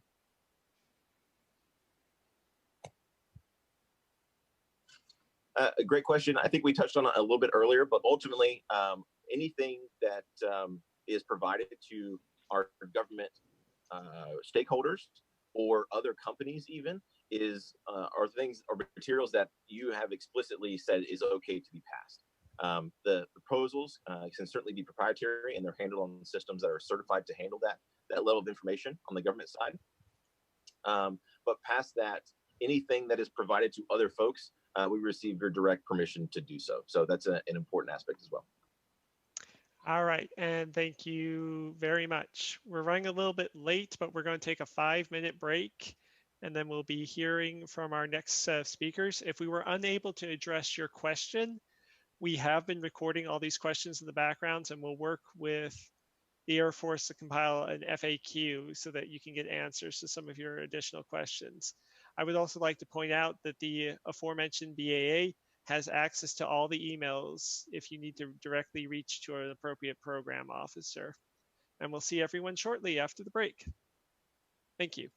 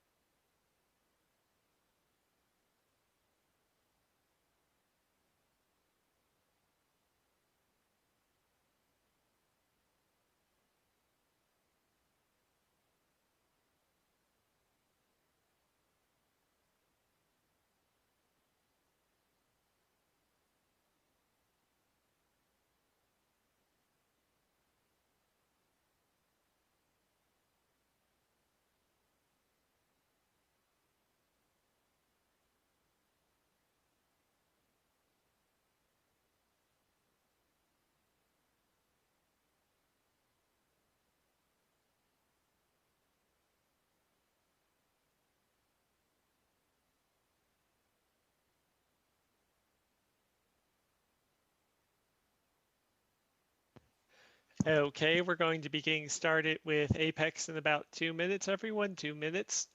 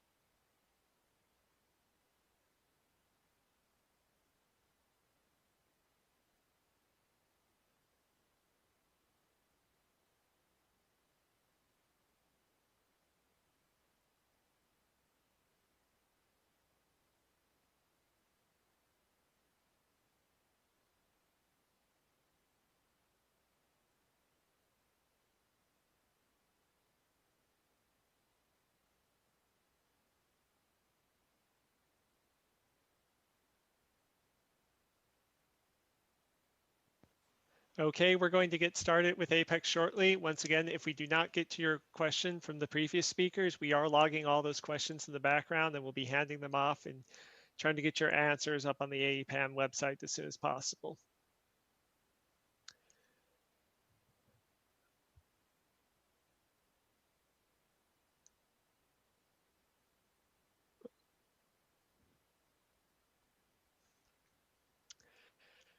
Welcome back, everyone.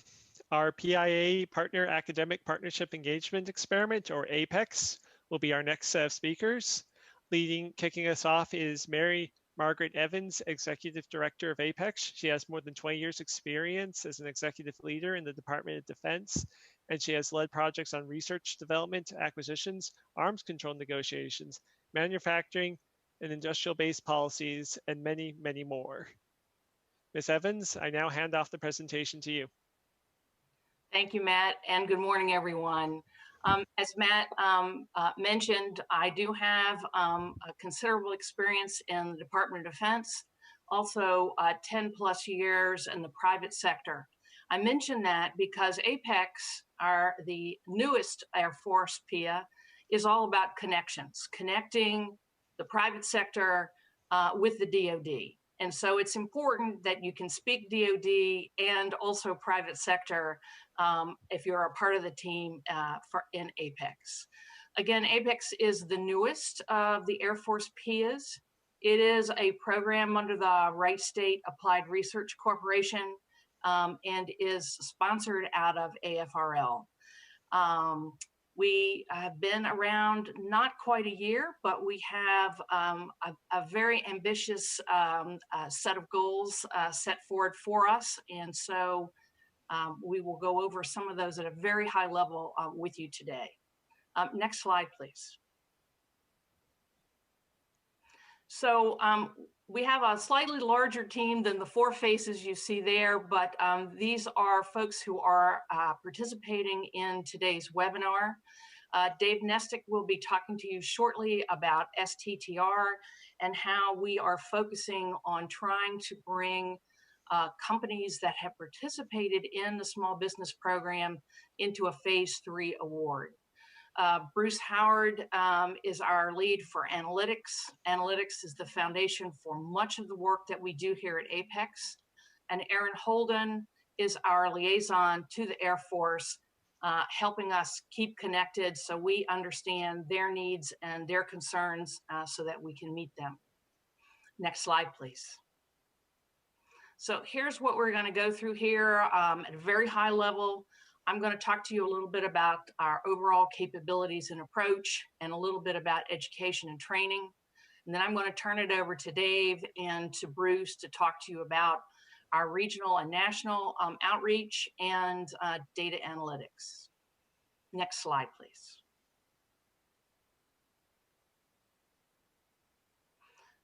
So you'll see on the left-hand side our overall approach to all of the APEX efforts.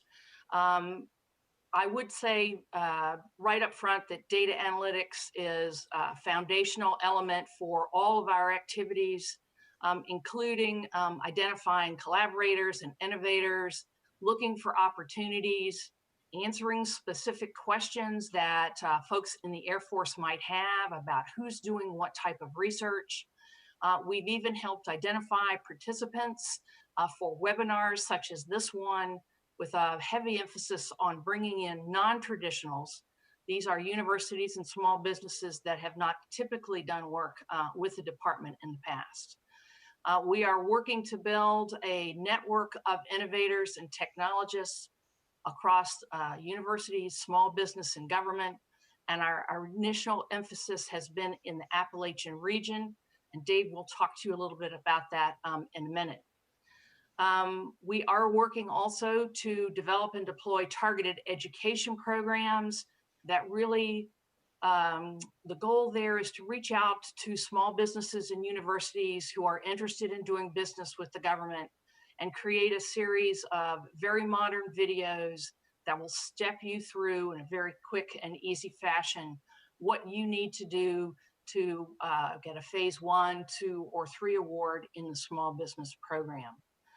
We're also doing a lot of work in the innovation arena.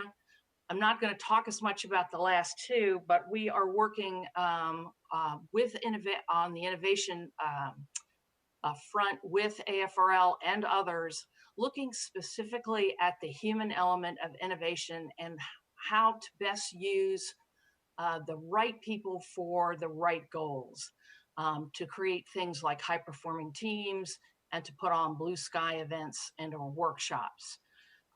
We are also at the back end of the technology pipeline, looking to connect some of the applied research, and that is our main focus, applied research, moving it through the technical readiness levels and connecting it ultimately with our warfighters through the acquisition community and the primes and the PMs that support those community efforts.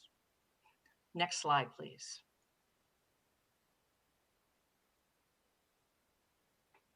So here's a little bit about our education and training approach. We are working to create, again, as I stated earlier, some state-of-the-art online videos to help train folks on how to participate effectively in the small business program. Our concept is to create three levels of training, if you will, that correspond with the different phases of the program. At the first level, getting to phase 1, those videos will be more introductory in nature, and the video length for what we've created to date, 3 to 5 minutes in length. You can see on the right-hand side, as you move from phase 1 to 2, and then phase 3 and beyond, the videos become longer as the material becomes more complex.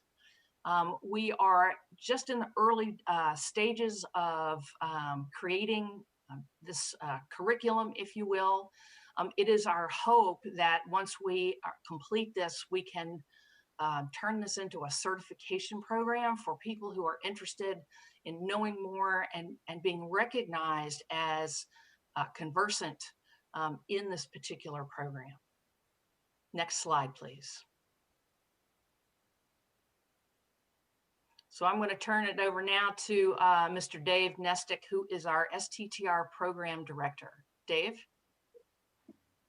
Thanks, Mary Margaret.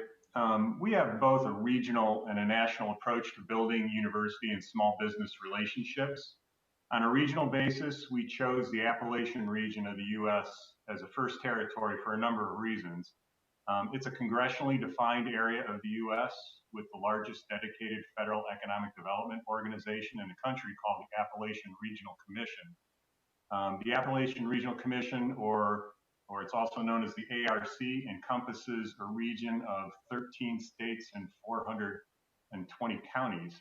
In this area, we have regional partners that we work with that are both technology business development organizations with ties to the ARC. And the knowledge base and contacts of the ARC gives us a quick start in this region.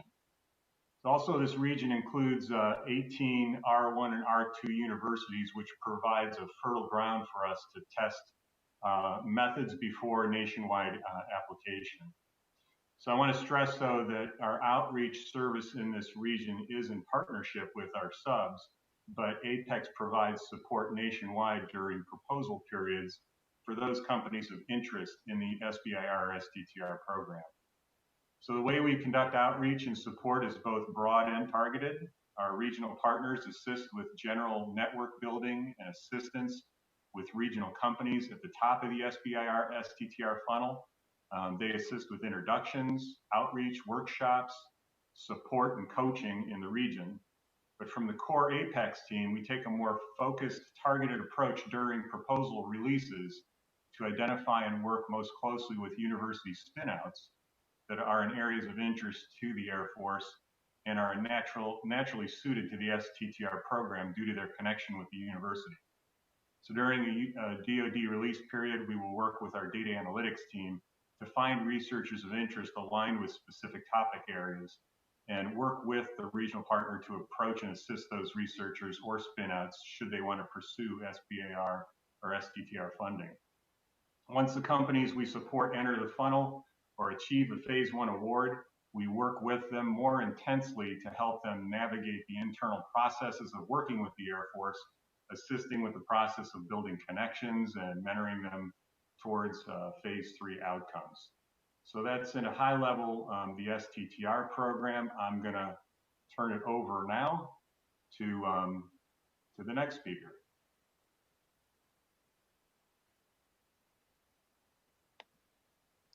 Hello, thank you, Dave.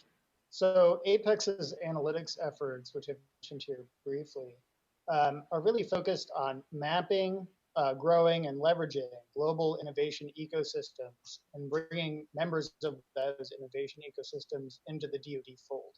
In order to do that, we use a combination of graph analytics to exploit both the co-authorship and citation networks across more than 300 million different publications. We use machine learning and time series models to learn what individual researchers are up to, and also to predict what particular areas of technology, what sorts of metrics they will be able to accomplish over some period of time in order to inform our metrics. We also use network science to explore the structural properties of our own award networks to figure out how we can better incentivize research teams to accelerate innovation for insertion into Air Force platforms. And of course, in order to do this, we have to use a lot of natural language processing in order to extract meaning from source documents, not only within the literature, but from within DoD documents as well, through requirements clustering and others. And of course, because innovation is global, we do this actually in over 20 different languages. And finally, we're developing new bibliometrics so that we'll move beyond impact factor and start to measure things like commercialization potential of publications or the transition potential of a given research team's project. That's it for me. Thank you, Bruce. This is our last slide. Here's how you can contact us via email, our website, or LinkedIn. We are headquartered in Dayton, but the team is geographically dispersed and very agile. So we hope that's whet your appetite for working with us in the applied research arena. And we encourage you to reach out if we can and be of any help to you. And that's what we had for you today. Matt, over to you. Thank you very much. So before we get started, we do have a couple of questions in the chat that we were sent for APEX. So first question for APEX. What makes APEX different from the other partnership intermediary agreements? And for those who need a reminder, PIAs or partnership intermediary agreements are nonprofit institutions, including universities, that serve as an intermediary institution between academia, labs, industry, and our government sponsors, in this case, AFRL. So Matt, I'll take that one. I think one of the things that makes APEX unique is that it supports the whole Air Force. A majority of the PIAs are doing really great work supporting a particular directorate in a lab, and that is their primary focus. Our mission that we've been given is to help connect not only the different directorates in AFRL, but to support the Air Force and its technical needs and innovation needs, connect the PIAs with each other. So we've reached out to pretty much all of them at this point and are actively working with any number of them. And so I think that that makes us a bit unique. We are looking at the entire technology pipeline, if you will, trying to feed the open topics that you heard about from AFWorks on the front end, supporting AFOSR as we can, and then also the applied research and moving technology across what many people call the valley of death, from the research phase actually into the acquisition community, so that the technology can ultimately end up in the hands of a user, in this case, primarily the warfighter. So that's a little bit more about APEX. And I think the broad nature of our charter makes us a little unique in that perspective. I hope that answered your question. Mm-hmm. From the chat, we have a question just asking for some clarification on the data analytics. Is APEX using data analytics techniques for AFRL, or are they using it to find researchers and projects for AFRL? So if we want, I'm actually going to bring the data analytics slide back up. Yeah, I'm going to encourage Bruce to go into that. We actually do both, but I'll let him talk a bit to that. Bruce? You'll need to go off mute. Yeah. So we do indeed do both, and we utilize different techniques for different customers and different questions, of course. In order to serve the Air Force and the broader research community generally, as an example, one of the things that we're doing is we've been building out the authorship and citation networks of internal AFRL and other DoD labs S&T reports, and then classifying them using a topic modeler with respect to what the research in the S&T report is about. And what we do is we find the most commonly cited authors within a particular discipline across all of DoD's internal research. And we look to see if those researchers in the broader research community are actually interfacing with the people who have been citing them most prominently. And if not, we then encourage them to connect. Additionally, we'll do things like look at the semantic structure of those reports and look for similar items in the literature to make recommendations.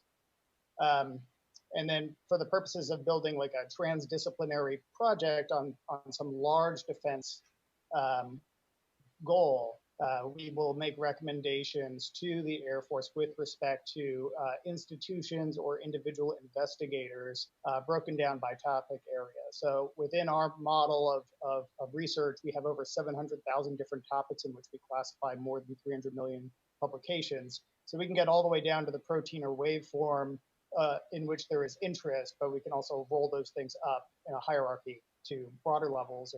Instead, the question is more broad with respect to like material science versus some plasmonic resonance issue or something like that, if that's helpful to clarify. All right, thank you very much, Bruce. For our last APEX question, it was asked, what services are you currently providing to universities and university researchers? Dave, do you want to take that? Yes.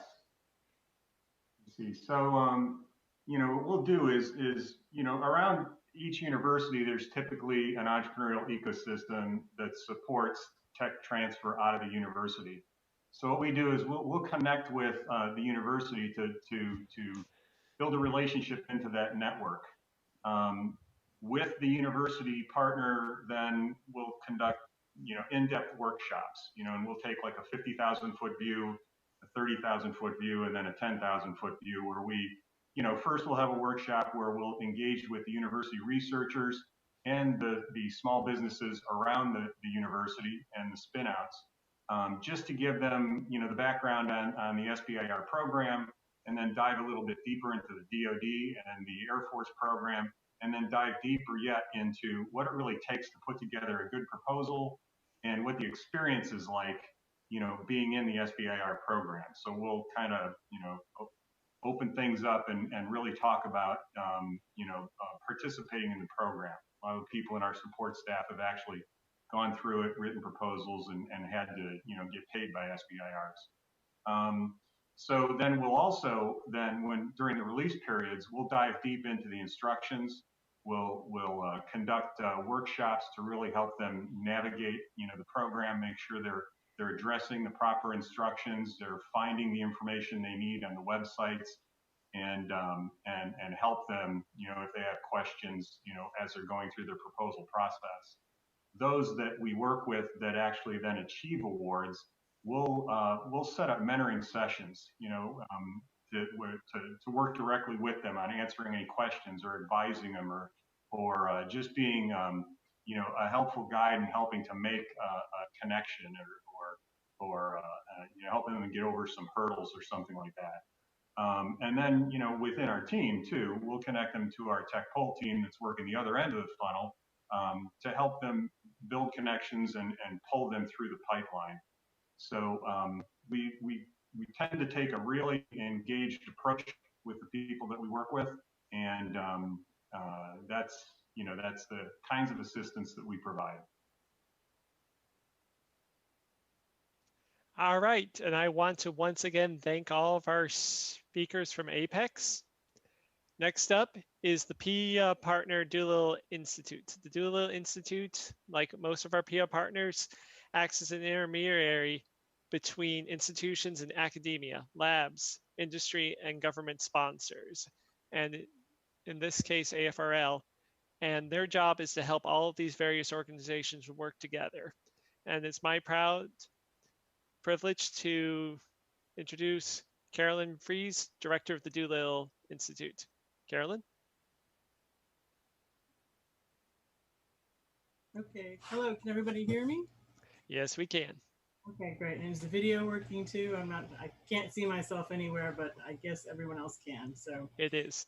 Okay, let's see. So it's still morning here in Western Florida, which is the Panhandle. We're the odd part of Florida. It's on Central Time, not Eastern Time. So there is a portion of Florida that is on Central Time, and that's us. So welcome everybody. It's still morning here. Go ahead and go to the next slide, Pat. So Doolittle Institute was founded with Jimmy Doolittle being our namesake. So we're named after Jimmy Doolittle and the Doolittle raid from World War II, where they retrofitted B-25 bombers to be able to take off from aircraft carriers. So it's that rapid innovation that took place during that time to be able to make that happen in less than 4 months after the bombing of Pearl Harbor happened. So, he is who we're named after, not the veterinarian and that sort of thing. So just wanted to kind of give you some background. Next slide, please. Oh, back one, we jumped ahead.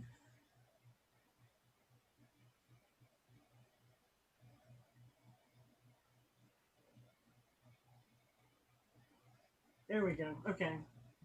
So the Doolittle Institute is operated under a partnership intermediary agreement between the Air Force Research Lab Munitions Directorate at Eglin Air Force Base and our corporate parent, which is called DefenseWorks. Doolittle Institute is unique in that not only does DefenseWorks operate multiple PIAs around the country, sorry about that, but we're also part of the AFRL Innovation Institute family. So I kind of talk about our two different families that we have. So the first one being DefenseWorks. We are co-located with the corporate office in Niceville, Florida, which is in the Panhandle. So that's the star on the map that you see. Another PIA is down in the Tampa Bay area, which is SoftWorks for US SOCOM. Next, we have MGM Works in Montgomery, Alabama, that works with Air University. Then there's ERDC Works or ERDC Works with the Engineering Research and Development Corporation or Consortium at the Army Corps of Engineers. And then also there is a new PIA in Augusta, Georgia that recently, they were still a TBA on the name, but that will be called the Cyber Fusion Innovation Center. So that's with Army Cyber. And additionally, not on this map is a new PIA as well that is in Monterey, California called NPS Work with the Naval Postgraduate School. So that PIA will be coming online soon as well. And then on the Innovation Institute side of the family for AFRL, there's the Doolittle Institute in Niceville again. Then there's the Griffiths Institute up in Rome, New York, Wright Brothers Institute in Dayton, Ohio, the BRICC, which you're all familiar with. Thank you for organizing this today along with Apex. And then also AFRL New Mexico in Albuquerque, New Mexico. So next. Four main objectives in our statement of objectives through the PIA collaborative agreement that we have with AFRL. First one being technology transfer. So that is whether it's spin in or spin out of technology of research that's taking place. So tech transfer, traditional tech transfer is spin out through creatives, patent licensing agreements, that sort of thing, or looking for things to spin into the DoD from outside work of industry. Technology transition tends to focus more on trying to get those technologies out to the warfighter, and a lot of times does involve technology transfer to make that transition to the warfighter's hands, but it is kind of considered separate within the Air Force. Innovation and collaboration is really all about finding new ways and new people to do business and research with the Air Force Research Lab. And then the last thing is workforce development, which is whether we're working with existing workforce to retain them and enhance their abilities and train them, or looking forward to training tomorrow's research scientists and engineers through our STEM programs. So next slide. These are just some photographs of our facility. Our facility in Niceville, Florida has about 19,000 square feet. If you've never been there, it's a beautiful facility. We've actually had a couple of AFOSR program reviews there. So some of the AFOSR folks have been there, and some of the other university folks on the webcam here may have been there as well. Fabulous facility. You're all welcome to come down anytime. Next slide, please. So this slide just kind of talks about some of the different types of things we do for AFRL. Innovation discovery against are focused around the tech transfer aspect. So kind of hoping to increase the quality and quantity of patents at the lab there for potential licensing and commercialization. So innovation discovery events were developed by Navy Crane in Indiana some years ago. And they essentially allow the researchers to spend less than 10 minutes on a presentation about their technology or their idea to a panel of experts, both from business and technical experts. And those experts essentially work with them to just give information and help them increase their patent claims. So just in a very basic example, if somebody was designing something pink, they'd say, oh, well, what if you made it blue? Could you use it for this, that, and something else and expand it to a new industry? So that's the type of thing that they do in those innovation discovery events. It's a very positive environment. The Doolittle Institute has also done a number of sprints. In addition to the technology sprint that's mentioned here, we've also done business process sprints and also cyber sprints. That has been a great success for us in that we had two recently awarded cyber companies that came in last year, and they spent a week with the program manager and a bunch of subject matter experts kind of doing a kickoff meeting through the sprint process. And at the end of that week, they were really able to walk away with a good idea of what AFRL was looking for and how their particular product would fit into the larger system at hand. So when talking to those companies, they said it saved them months of development time being able to do that and have those questions answered immediately and ideas that they had go ahead and explore some of those ideas right away and decide whether they're going in the right direction or not. Crowdsource challenges. We also use the Innocentive platform to do global crowdsource challenges. We've had one last year, and we're hopefully going to have some more this year as well. Tech exchange events. One recent event that we had was our University Day, and I'll talk a little bit more about that later. So that's just an opportunity to get people together and to exchange information on different research that's taking place. And we also last fall in November held the inaugural Hypersonics Pitch Day, which was a phase 2 Small Business Innovation Research, or SBIR award. There was $5.25 million that was awarded at that particular event. And that was a collaboration between obviously the Small Business Innovation Research Office. At the time, it was the Lifecycle Management Center, the Program Executive Office for Weapons, and also AFRL and the Doolittle Institute. So next slide. As part of our workforce development efforts, we run the first LEGO leagues throughout Northwest Florida, from Tallahassee on the east side, which is Florida's capital, all the way to Pensacola, which is almost near the Alabama border on the west side. So we run those leagues all the way from ages 4 up to mid-teens. In addition, we collaborate with headquarters AFRL on the Legacy program. We run the Legacy summer camps, and those are actually taking place starting this week virtually for the first time. So unfortunately, we couldn't have in-house kids this year, which is funny because the first week you get upset because the kids are making so much noise, but by the end of it, when they leave, it's so quiet, you kind of miss them in a weird way. In addition, we participate with the AFRL Scholars Program, in that we have several scholars that actually work with our STEM folks in the summertime, working on those programs, in addition to the scholars that actually work physically out at the lab. We don't run that program, we just participate in that. So next slide, please. This is a slide on AFRL, the Munitions Directorate. There is also a brochure that's available for download that goes into much more detail about what the Munitions Directorate does. But in general, if you look in the 4 corners of this slide, upper left, you see Ordnance Sciences. And I always kind of joke because that's the part that goes boom. And then the other 3 corners really are about getting the weapon to its target. So there's a little bit of a fun competition within the lab of which is more important. Because the folks that are into the modeling and simulation and guidance, navigation and control and seeker sciences, they all say, well, if it doesn't hit the target, it doesn't matter. And then the other guys all say, oh, well, if it doesn't do anything once it gets there, it doesn't matter. So there's a kind of this fun competition there. But this gives you some idea of some of the different things they do at the Munitions Directorate there. We'll talk a little bit later about some more specific things, conferences that they have coming up that AFRL is involved with. But again, I encourage you to download that brochure if you're interested in more information about AFRL munitions. Next slide, please. This is a little more detail about the AFRL Scholars Program. This is open through high school, through PhD students, as well as professional educators. One great thing that comes out of this, in addition to the practical experiences you get in the lab, is most folks who go through this program exit the program at the end of the summer with a security clearance, which, if you're looking to get a job in the industry, being able to have that security clearance in your pocket when you're interviewing is huge for you. So they're 10-week paid internships, excellent program, highly competitive. Generally, the application period opens in the October-November timeframe.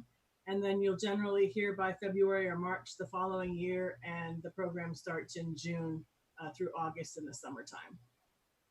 So next slide, please.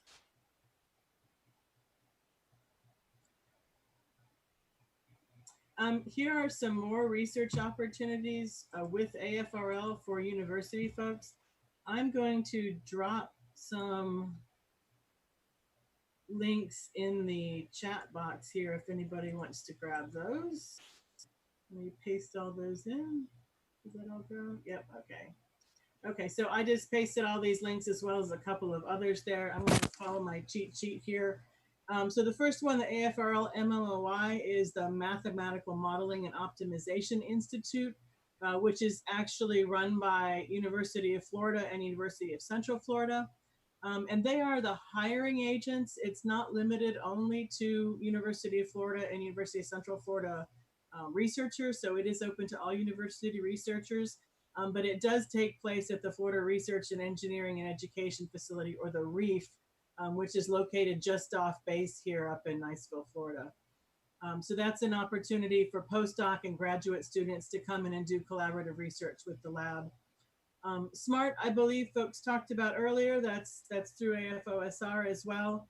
The big thing about that one is that is a scholarship for service. So if you accept the scholarship to pay for your graduate school, you are then required to put in a certain amount of years of service with the lab after that. Applications open for that on August 1st, so that's coming up soon as well. And again, open to bachelor's, master's, and PhD folks. Through that, you get full tuition, monthly stipends, health insurance. It's a great program if you can get into it and you're willing to, do that service on the back end of it. The STFP is a fellowship program for postdocs that has quarterly applications due. That's actually through the National Research Council Associateship Program. So again, another option to come in and do work with the research lab. Applications February, May, August, and November 1st on that. Summer Faculty Fellowship Program. This is something that every year AFRL and Munitions Directorate participates in. I generally see them coming in and out and doing various talks at the REEF during the summertime. So that's another thing. So 8 to 12 weeks, you need to be a PhD and also have an existing appointment at an accredited university. Interesting thing, you can bring a graduate student with you. So it's not just for the researcher, it's also for one of their grad students. And the applications for next year will open on September 1st through November 30th is the application period. Next thing, I believe they talked about this earlier, the engineering graduate student fellowships. Again, very similar to some of the others. Looking at that link there, it doesn't seem like it's been active in recent years, so this may not be the best of the options there. Next thing is the visiting scientist program. That's kind of the reverse. That's where somebody from AFRL can actually come to work with you and your university. So that's another good option, up to 179 days. And I do know as part of the Air Force Science and Technology 2030 strategy, they have been promoting all of these programs to increase their interactions with universities to not only improve research, but also, kind of future workforce development to get more folks working into the lab once they graduate from college. And then the last one is the DoD or AFRL Center of Excellence and Autonomy. That was also mentioned earlier. So that's a joint thing between University of Florida, Duke, UT at Austin, and University of California at Santa Cruz. Again, I put that link in the website or in the posting in the notes there in the chat box. That is also available to potentially get involved and learn more about what's going on. And then one other thing that's not actually listed on here is on Defense Innovation Marketplace. There are communities of interest. So if you look under communities of interest on Defense Innovation Marketplace, that particular thing is really geared more for industry, but they're also encouraging academia to get involved. I think it's very similar. It seems like industry and academia tend to maintain separate worlds. If you go to a lot of professional societies like IEEE or ASME or that type of thing, it tends to be a lot of university folks presenting, and there's always a frustration to get more industry people. And I think when you deal with, programs such as the Communities of Interest and National Defense Industrial Association or NDIA, they're looking to get more university people to collaborate with those industry folks. So just another opportunity to be able to get there. And again, the links for these are in the chat box. Next.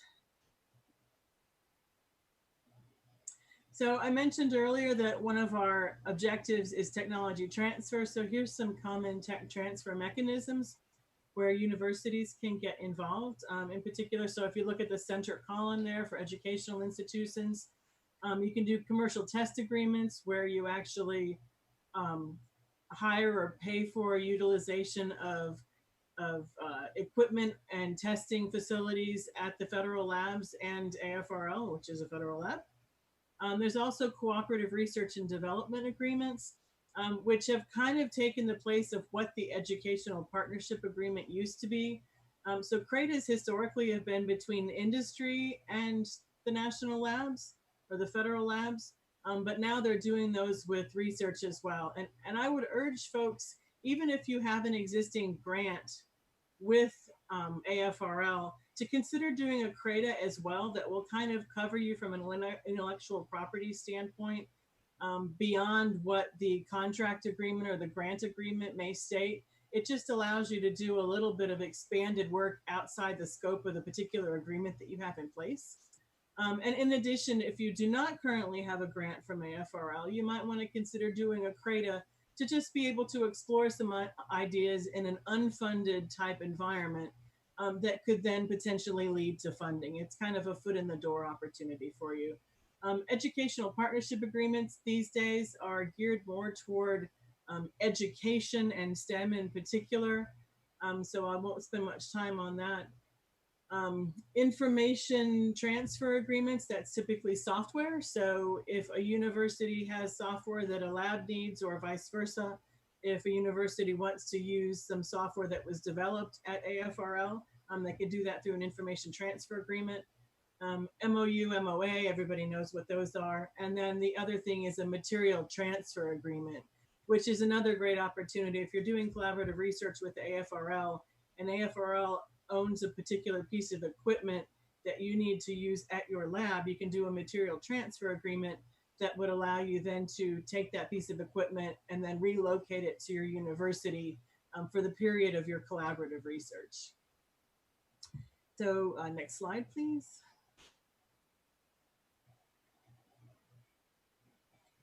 Some other things that we do, a lot of the events that we have at the Doolittle Institute are closed to the public because they're dealing specifically with AFRL things. And so it's only the collaborators that get involved, but we do have a number of, educational lectures and various things at the Doolittle Institute. So this just kind of highlights some of the various things that we've had there in the past. Next slide. To talk a little bit more about the innovation discovery events, this is a great way for university researchers to potentially get involved as panelists, which is again a way to get to know the researchers at the lab. We're always looking for new people to participate in our innovation discovery events as panelists. And again, we have people from industry, academia, government, all sorts of folks that participate in these panels. So if anybody is doing research in the area of interest to the munitions directorate that would like to get involved in an innovation discovery event as a panelist, please reach out to us by all means. Next slide. Just a little bit more about the Hypersonic Pitch Day. Again, this was part of the SBIR STTR program. But as they talked earlier about SBIR and STTR, the STTR in particular is a great way for university research to be commercialized out into industry. So if you have a faculty member or a graduate student that has a spin-out company from some of the research, getting involved in the STTR program is a fabulous thing. And the pitch days are going on around the country on all different topics. AFWorks has been running the majority of those pitch days, but there's a couple of other folks that have been doing them as well, but definitely keep an eye out for those in the future because it's a rapid way to be able to get funding, and AFWorks has done a fabulous job with getting at least that initial dollop of funding to the companies very quickly, so that you can get started on the work without having to wait for months to get that money in there. Next slide, please. This was a slide about our inaugural University Day, which again is targeted toward that Air Force Science and Technology Strategy Objective number 3, which is related to workforce and new partnerships. This was really great because we were able to have 52 abstracts from 18 different states around the country. We were kind of excited because one of the ones that was selected was from Hawaii. So that was kind of, and surprisingly, we didn't have any problems with the virtual event with somebody, webcasting from Hawaii. We had no problem with that. This particular University Day We did result in a number of the researchers after the event was over being contacted by AFRL to receive some seed funding for their research because they were selected as being, you know, some of the ones that were of interest. So while this event was not originally intended to be, you know, sort of a challenge or a pitch day type event where people were awarded a check at the end of the day, I believe it was 4 of the universities did end up getting funding afterwards. And AFRL has expressed interest, and we're exploring some options in how we might be able to make that funding part of the event in the future. We're still working with contracting on how we have to do all that to, you know, follow all the legal regulations and everything. But we're looking forward to having more university days next year. So definitely keep in touch and look out for the topics that we have. Again, this one, if you look in the lower right, was, you know, imagery, photonics, extreme environments, vibration, plasmonics, and nano as well. So those were the topics we did for this one, but there'll be new ones in the future. So next slide. I haven't had a chance to get kind of a wrap up of this one. So this was our promotional slide for the SIBR Day that we had back on the 4th of June. So we had over 300 people register for this one and about 178, 180 people on at any one time. So these were some of the talks that we had there and the speakers. We've been doing these once a year. This is the 4th year that we've done it. And so we'll be doing another one of these next year. So again, a great opportunity to look out and learn some about the SBIR STTR program from another source. Next slide. Here's a conference that's coming up that's actually being organized by 2 of the AFRL Munitions Directorate researchers. We affectionately call them the Allens. So Monica and Jeff are working on this IEEE Rapid, and I believe this is the 3rd or 4th year that they've done it. Unfortunately, this year they're going to have to go virtual on it, but you can see IEEE-rapid.org for more information on that. So if you are working in the photonics area, I definitely encourage you to take a look and sign up. It's too late at this point, I believe, to do a talk, but to be able to tune in and then potentially get involved at a more level next year. Next slide, please. I think that's my peeps. So we cannot do this without the great team that we have at DI. So this is our current staff as of now. Just a fabulous group of people. They make my life easy. They make my work easy. And I couldn't be happier to have each and every one of them on board. Next slide, I believe, is the last, which is just kind of some general information. So we are social. So we're on LinkedIn, Facebook, Twitter, and YouTube. So keep up with us there and we'll find out what's going on. Thank you so much. And now we've got a bunch of questions in the chat for Doolittle. So the most common and prevalent, and anyone from AFOSR, AFRL might want to chime in on this one also, is do AFRL scholars have to be US citizens? And this includes areas like SFFP, and is there eligibility for non-tenure track? Yes, citizenship is required in all of these instances, at least for AFRL scholars. And main reason being is you're looking to get that security clearance at the end. So for AFRL scholars, yes, definitely security clearance. And a lot of SMART, you have to be a US citizen as well. I don't know if somebody from AFOSR wants to hop on as well, but a lot of them, you do have to be US citizens, yes. And then I believe someone just addressed this in the chats from the comms team, but what's the best way to get notified when pitch days or university days are announced in the future? Is really through our social media. That, and you can also go to the Doolittle Institute and sign up for our email newsletters, which we go out of our way to not make them too frequent. So, you know, they come out once a month, I believe. So it's not like you're going to be inundated with more email. There's also an APAN link that's been dropped in the chat. Speaking of the chat, Director Fries, I want to let you know that those links you tried placing in the chat earlier did not go through. We'll work to make sure those get on the APAN site. Okay, thanks. Next question, what are some of the ways that Doolittle collaborates with universities on innovation and workforce development? You know, most of our future workforce development has been through our STEM programs, really geared toward kind of that pre-university, getting them to go into the universities. Other than our university day, that was kind of our first big foray into getting the universities involved. Like I mentioned earlier, AFOSR has a program review. I believe it's one of the, I can't even remember what it is. The group that comes in to do the program review at our place, but definitely willing to look at more opportunities for that. Okay. This is a more general question, and if anyone from AFRL or AFOSR wants to chime in, but related to using the AFRL Scholars Program to get security clearance, how long does it on average take to get security clearances? You know, it varies by person.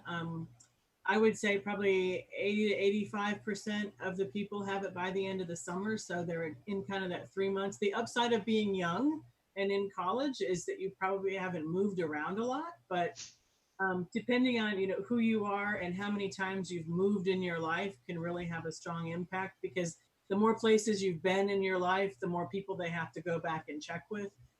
So for somebody that's in college that has only had, you know, maybe 2 or 3 addresses in their lives, to get it in that 3-month time period is reasonable. At least a clearance. I can speak from personal experience. It took me about 3.5 years to get mine because I am an active duty military spouse and we've moved a lot. Yep.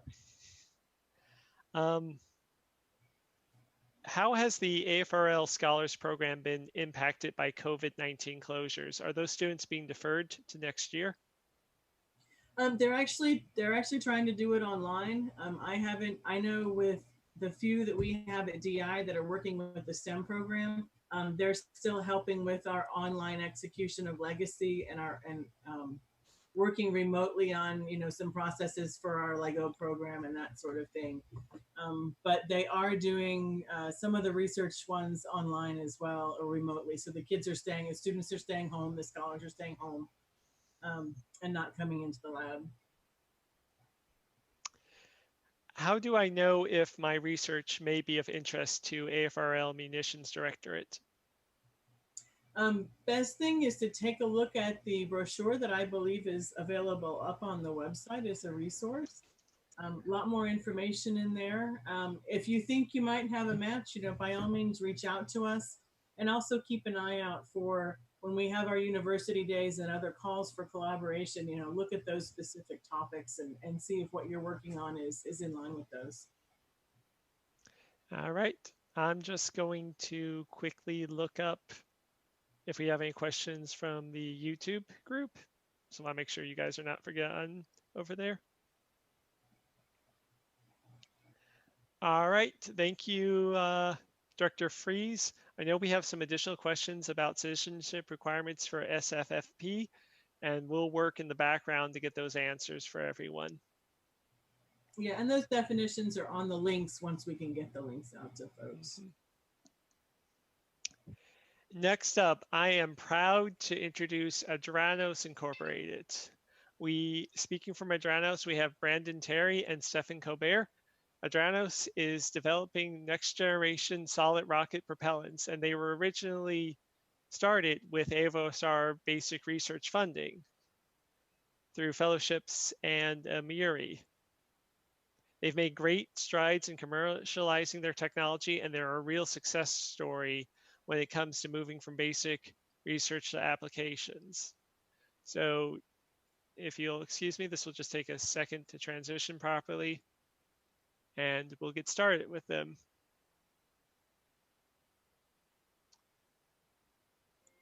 All right, thank you for the introduction. Can you hear me? Yep, we can hear you great. All right. So again, my name is Dr. Brandon Terry. I'm the co-founder and chief technology officer of Adranos Incorporated, which is a company that I started at the tail end of my PhD at Purdue University back in 2015. So I'm just going to tell a little bit about the roadmap and how we got to where we are today.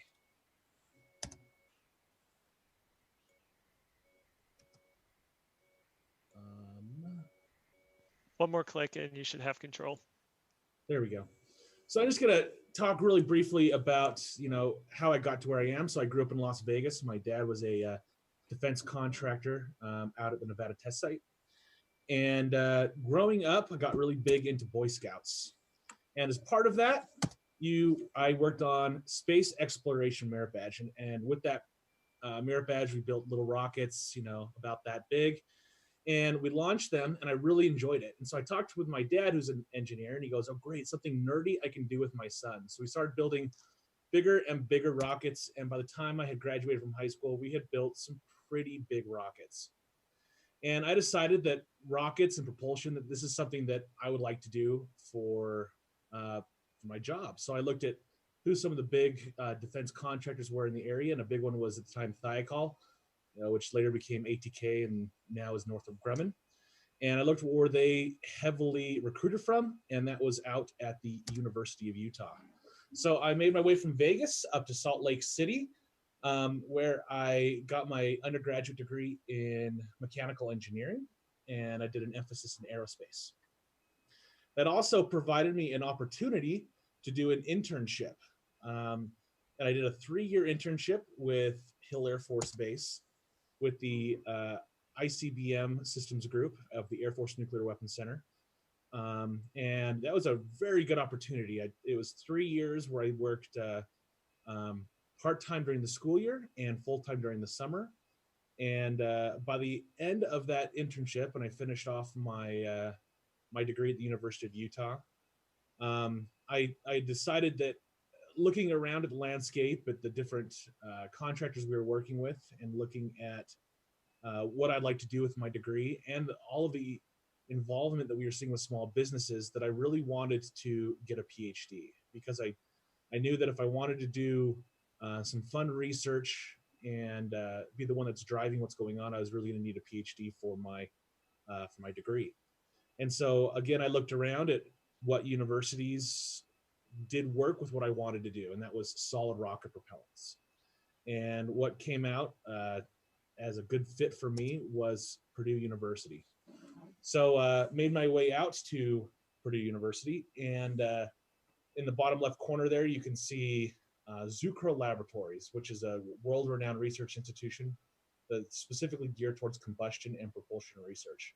It's on the outskirts of the university, next to an airfield, a lot of open space. We can do a lot of fun things. And this is where the convergence with AFOSR comes in, because I had a really good professor, Dr. Stephen's son, and one of the things that he pushes all of his new graduate students to do is to get a fellowship. Now, of course, getting a fellowship is good for him, because now the stipend and the tuition for his students can get diminished, but there's a very big push towards that. So I applied to all of the fellowships that I could that were geared towards the propulsion area. And these are the 4 fellowships that I applied to. So NDSCG, a NASA fellowship, the SMART fellowship, and the NSF fellowship. And one thing that was very interesting that we did in our group when we applied for these, that actually ended up yielding very good results, not just with me, but with many of the graduate students, was doing investigations into who is going to be reviewing these fellowship proposals, because it's not the same group every time that reads them, or at least it's often not. They'll divvy those around from year to year of who's going to be actually reading the applications. And my advisor would go through and talk to his contacts to see who was getting the fun task of reviewing a bunch of proposals. And so the year that I was applying for this, we found out that NDSCG was going to be reviewed by Crane down in Southern Indiana, not too far from Purdue. And we figured out, who was going to be doing those reviews. And so what I was able to do is do research into what was the type of research that the people that were going to be reviewing my application did. And for them, it was they worked on flares. And so as you know, when you're doing these fellowship applications, the proposal that you put, the work that you propose isn't necessarily the work that you're going to do for your research. It's more about showing that you can have the mindset for doing a proposal and for getting some work done. So I wrote some good proposals, and I was awarded the NDSCG Fellowship, and that was funded through the Air Force Office of Scientific Research. So that covered the rest of my graduate degree up until I graduated. Now, at the same time that I was awarded that fellowship, my PhD advisor, Dr. Sun, was also awarded a Muri, so a multidisciplinary university research initiative, to look at energetic materials research, so propellants, explosives, and pyrotechnics, right where I wanted to be. And so this divergence, and that Muri was also through the Air Force Office of Scientific Research.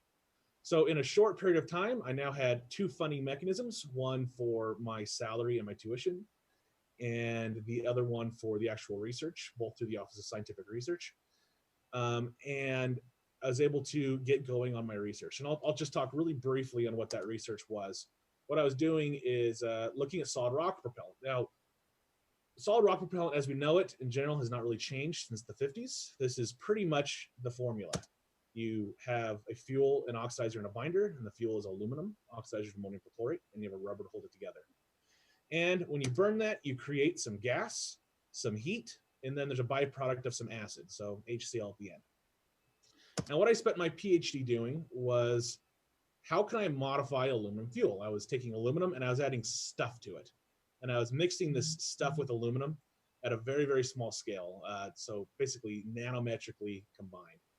And what I was looking at for the majority of my PhD is what stuff will make this burn well. And after doing years and years of research, several publications, at the end, when I was kind of putting all this together into my dissertation, I decided, you know, if I really wanted to look at what this stuff was, and we had access to a mini supercomputer, I threw just a bunch of simulations at it, hundreds of thousands of simulations, and asked the computer to tell me what the stuff should be. And actually what came out of that was, oh, you should try that stuff should be lithium, which is not something that I had tried during my PhD. I was hoping that the stuff that it would kick out would be something that I'd already investigated, but of course that doesn't happen. And so this looked really interesting. And the reason why this lithium looks good is because if you replace your aluminum fuel with an aluminum lithium alloy at a specific ratios, what ends up happening is that HCl, that acid byproduct, goes away. It becomes lithium chloride salt. All of that hydrogen that was getting tied up to form the acid now moves over and becomes more hydrogen gas. So essentially we're creating more gas when we burn, and that gives you higher performance. And so we were able to not only make an environmentally cleaner formulation, we were also able to have it be higher performance because we're creating more gas. And so I'm finishing this up. I come up with this new novel thing. My advisor says, you know, we need to put a patent out on this. Things are looking good. And at this time, I'm finishing up my dissertation, and it's that place where you have to diverge. You need to pick something you're going to do. Quite a few of my colleagues, you know, went off to academia. Had quite a few that went off and worked at various Department of Defense labs, many of which were discussed today, as well as Department of Energy labs. Many of them went off to go for prime contractors, work in the Department of Defense. See some of the big names here. And I actually did have at this time an open offer with one of these major defense contractors. As well as going over to the newly emerging private space. And several of my colleagues had moved over to Blue Origin and SpaceX, which were just starting to emerge as relevant actors in the space industry. And so as I'm going through this through this decision process of what I want to do with my PhD, I decide, you know, I'm going to take a different road altogether.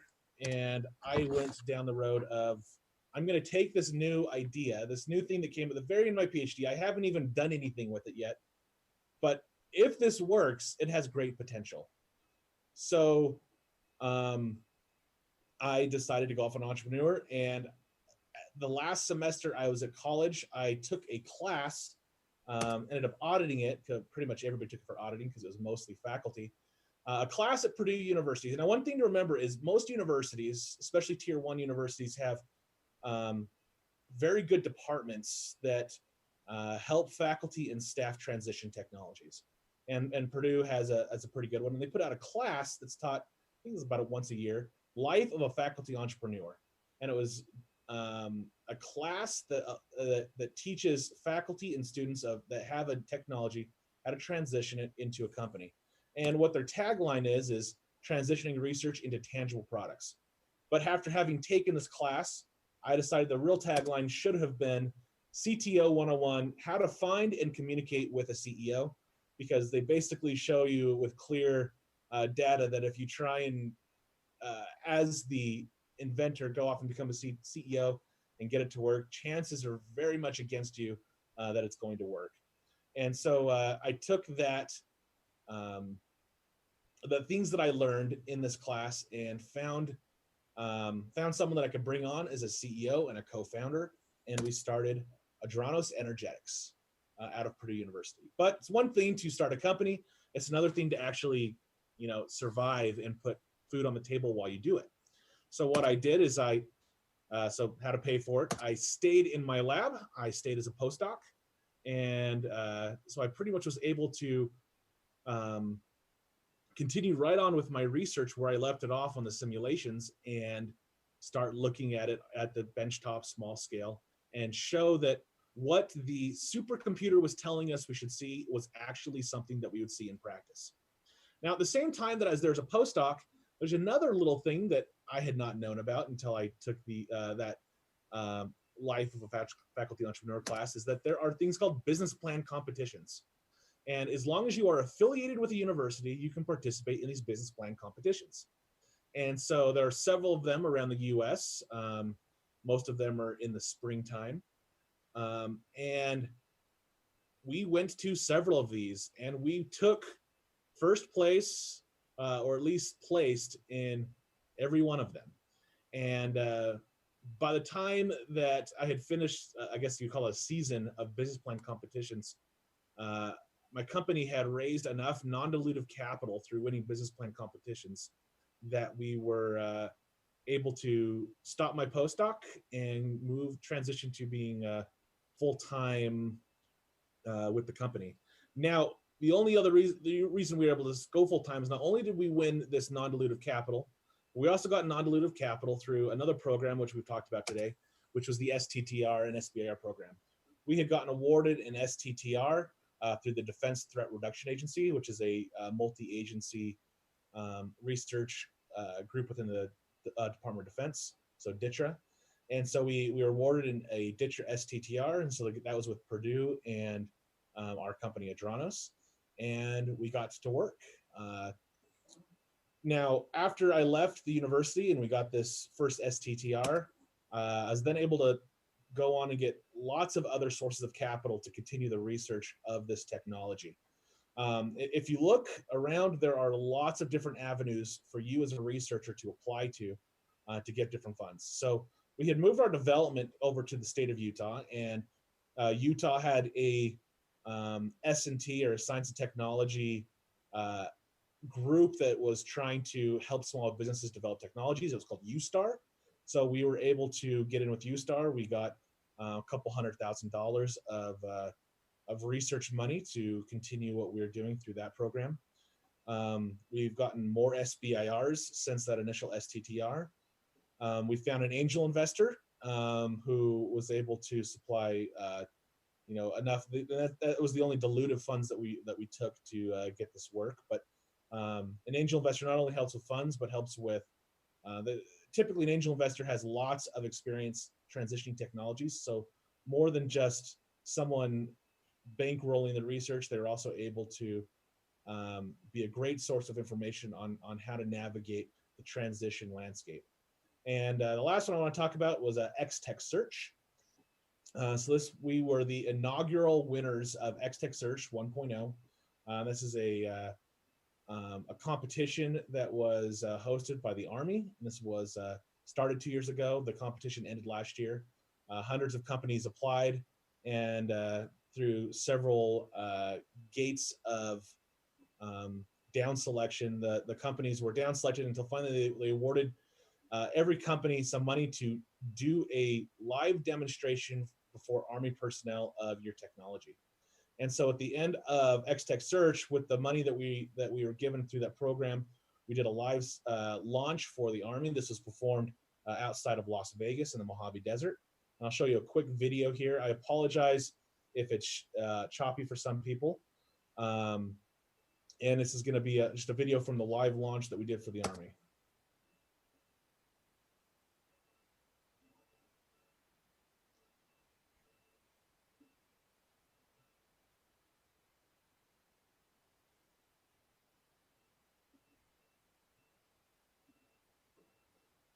So what we did with this launch was we took a single platform and we launched it multiple times with both the standard state-of-the-art solid rocket propellant, compared it versus our higher performance, environmentally cleaner propellant.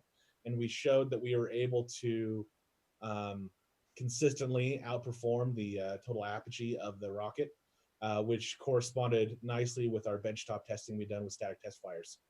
And because of the results from that launch, we were the inaugural winners of X-Tech Search 1.0 and was granted a large, again, non-dilutive check that was able to help us continue our internal research and development on this technology.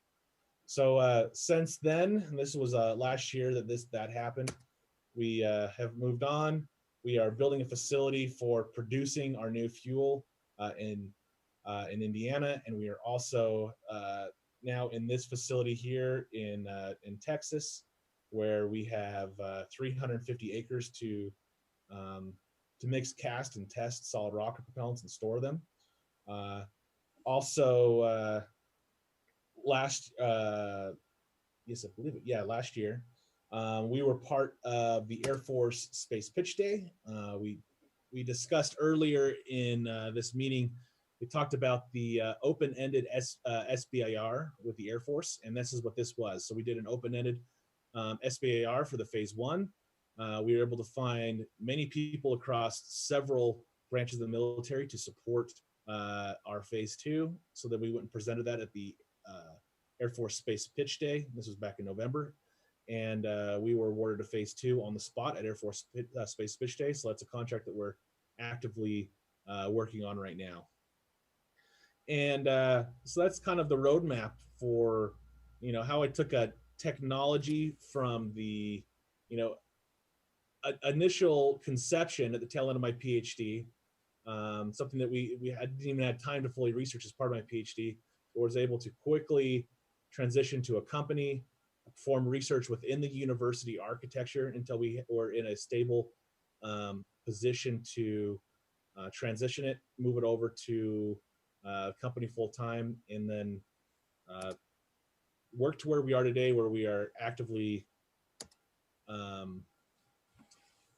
continuing on and working with the DoD to commercialize this technology. And I think there's one more slide. There it is. So I'm open for any questions that you have on this. All right, thank you very much. So let me just bring up the questions that we've been collecting. For the first question, what advice would you give to an up-and-coming science entrepreneur regarding how they can work with their university business office to find the resources for funding grants and starting a small business? So as I discussed earlier, most universities have an office or an organization that is specifically geared towards tech transfer. And so at Purdue University, it was called the Burton Morgan Center. And so coordinating with them, they are very much a crash course in, here are non-dilutive capital sources that you can go at to transition it. Here are here's how you work with dilutive capital to transition it, and the universities are very much set up to hold your hand through the process until you're at the position where you can be on your own 2 feet.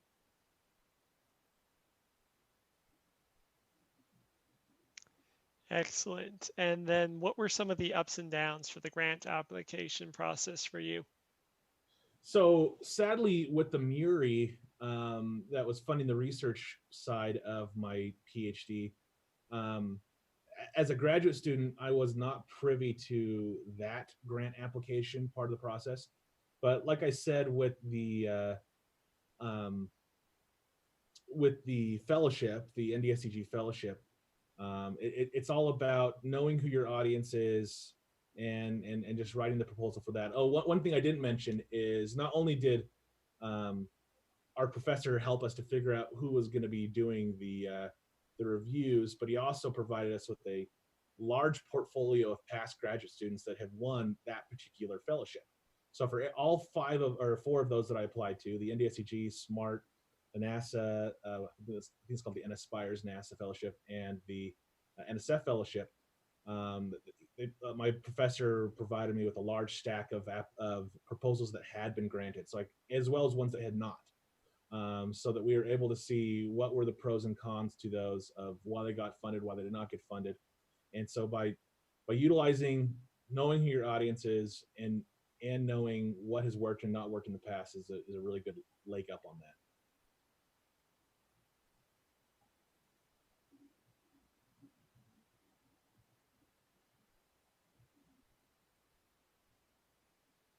Sorry, Matt, you're on mute. You're on mute. This one is for Brandon and Stefan. Matt should only do that once the entire presentation. That's not bad. Once you knew you had something special in your research, how did you navigate the transition of your research from basic through applied and finally to the commercial sector? So from basic to applied to transition, I mean, basic, like I said, it's more just you're at the university, you are proving out the science at the benchtop scale, and that's really where that Muri plays a role and where my fellowship played a role. Now, when it comes to applied research, so kind of transitioning from 6.1 to 6.2, that's where the SBIR and STTR really is America's seed fund.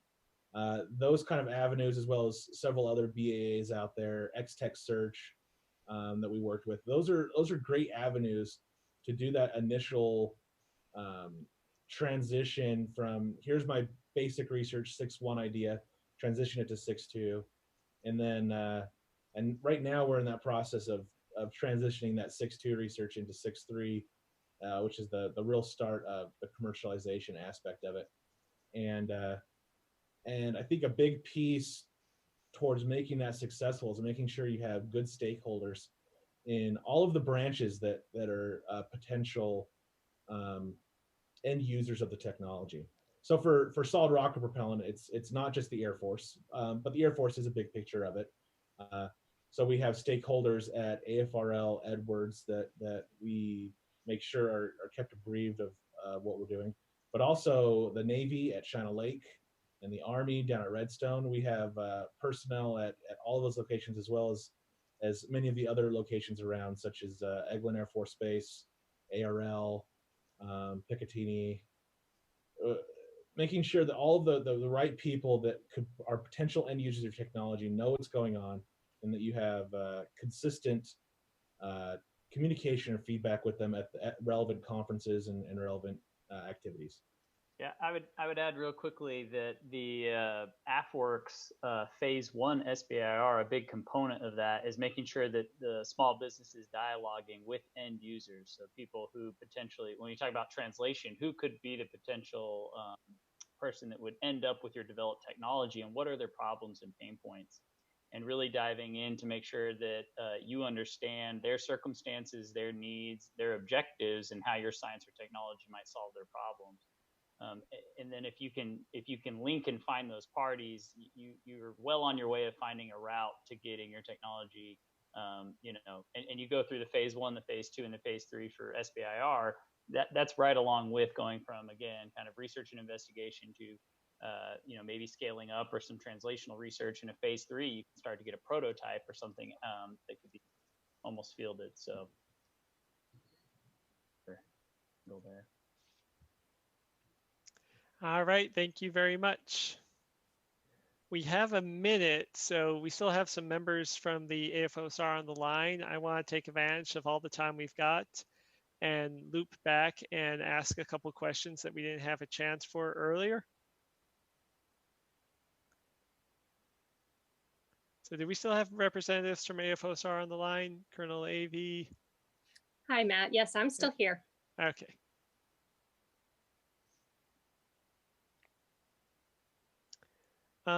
One question that we had is, how do we find opportunities within the agency for international collaborative proposals?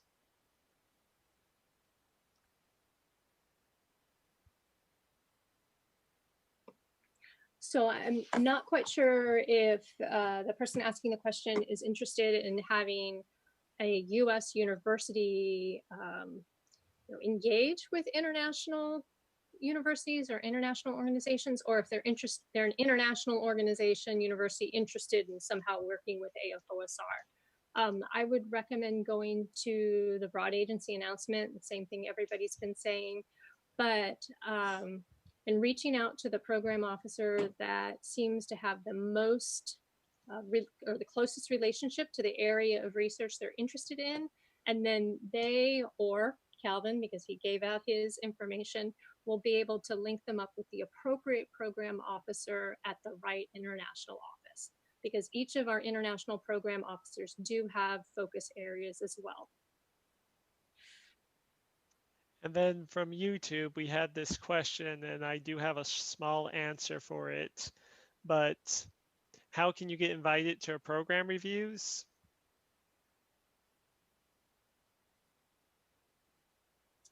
So our program reviews are posted on that APAN site, and while you have to register, they are open to the public. And I should note, some program reviews are actually closed due to the nature of the work they're going over.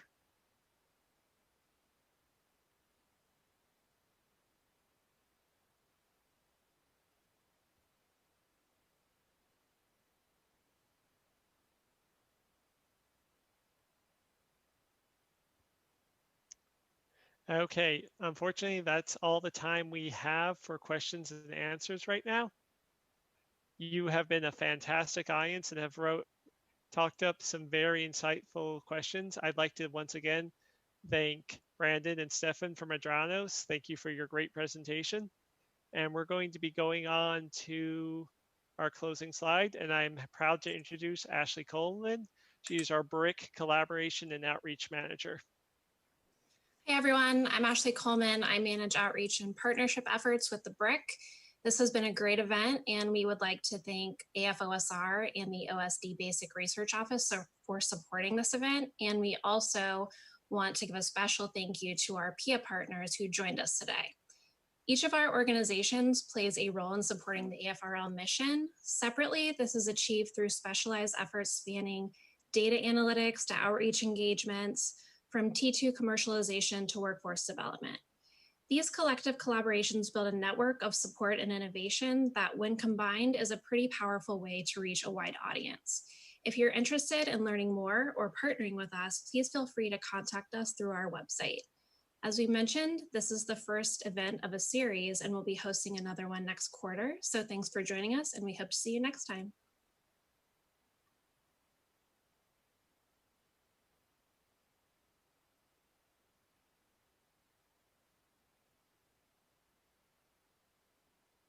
All right, we're going to be closing out the presentation shortly. I am currently at this time ending the recording.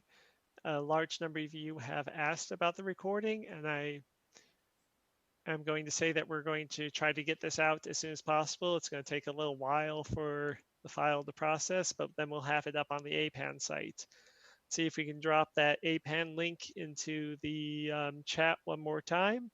And we just want to thank everyone for coming out today, and a special thank you to all of our speakers who did a great job presenting their organizations. Thank you so much.